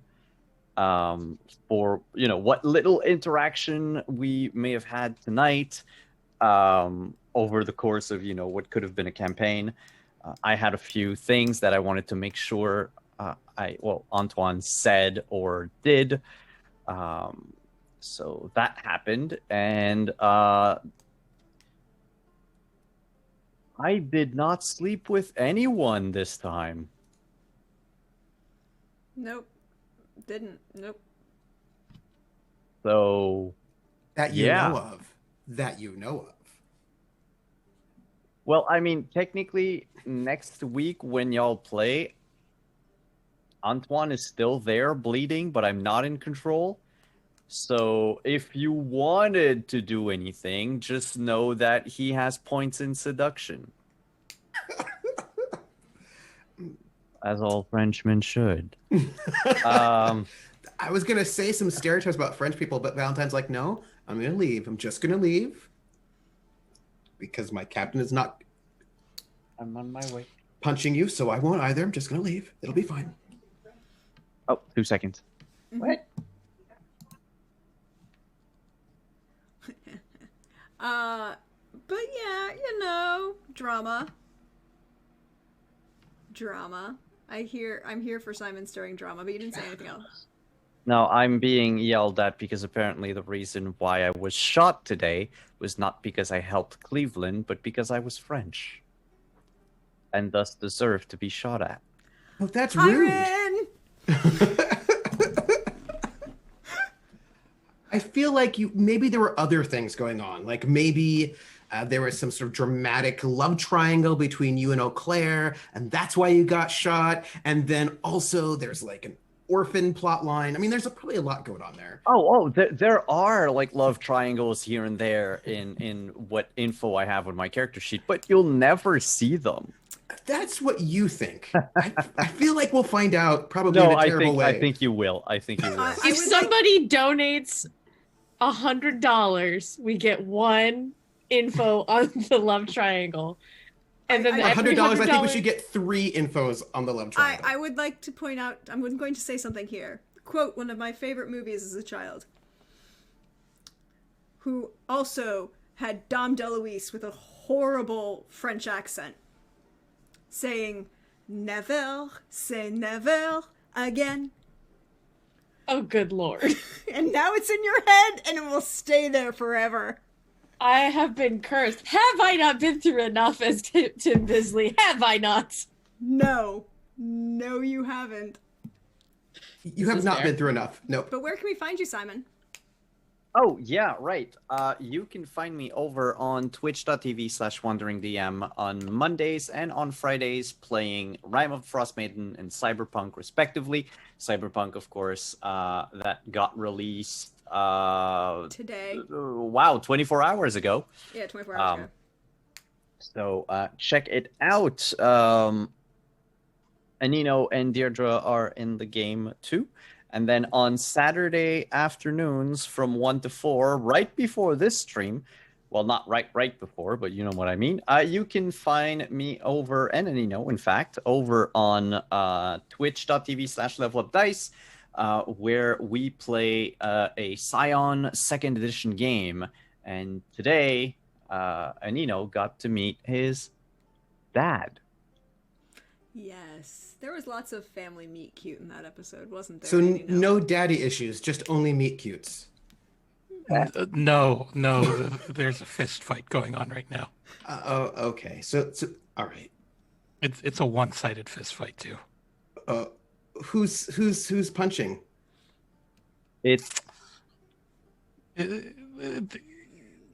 My character's dad is the Monkey King. Well, good luck. I thought it was cool. Gonna be a very interesting session next week, but otherwise you can find me over on Twitter at wandering_DM. Yep. And check out, like I said, check out the flash fiction that goes with that Anino writes for our Cyberpunk Red game. It is fabulous and wonderful, and I have a couple things that I need to send him today. But, tomorrow. Days. But, as for me, hey y'all, you know me, I'm at Dirgeon on Twitter, or PrexGoWithEsme4, you see me around on Twitch. Welcome, thanks for hanging out, thanks for staying with us all, it was a great time. And you can find me with Trooper on Monday at 3 p.m. Eastern over on Encounter Roleplay for the North, where I get to play Lyneth Tyrell Braddock in the North, and Tyrell, and somebody put baby in a corner, and she don't like that shit. The Starks are not on her guest list anymore. Just putting it out there. Never put baby in a corner. Just never do it. Because the last time somebody put baby in a corner, there was dancing, there was a lift, and I think there was like a machine gun mowing down all of the enemies. I think that's how that movie went. I don't know. I just know that you insulted her, and she's not happy about it. Then you can find me with Simon over on Friday for some more Cyberpunk Red with Anino, and then back here on Saturday. And soon we will have a return of Witcher. Soon. Because I know that the Cyberpunk Red book is out, so I know that now we have the wonderful fun of that one-shot coming up. Because we've crossed the streams, guys. We have crossed the streams. But other than that, check Twitter, because I was posting where I'm going to be. All the wonderful, fun, fabulous, fine folks I get to hang out with, like these fine fellows. And all the fun things I get to do and write. And right now, that's some fun times. We all need some fun. But thanks for staying so late with us. Thank you for understanding. I really do appreciate all of you. I appreciate you all so much. And I look forward to seeing you next week. when, drama and consequences. Bye, everyone.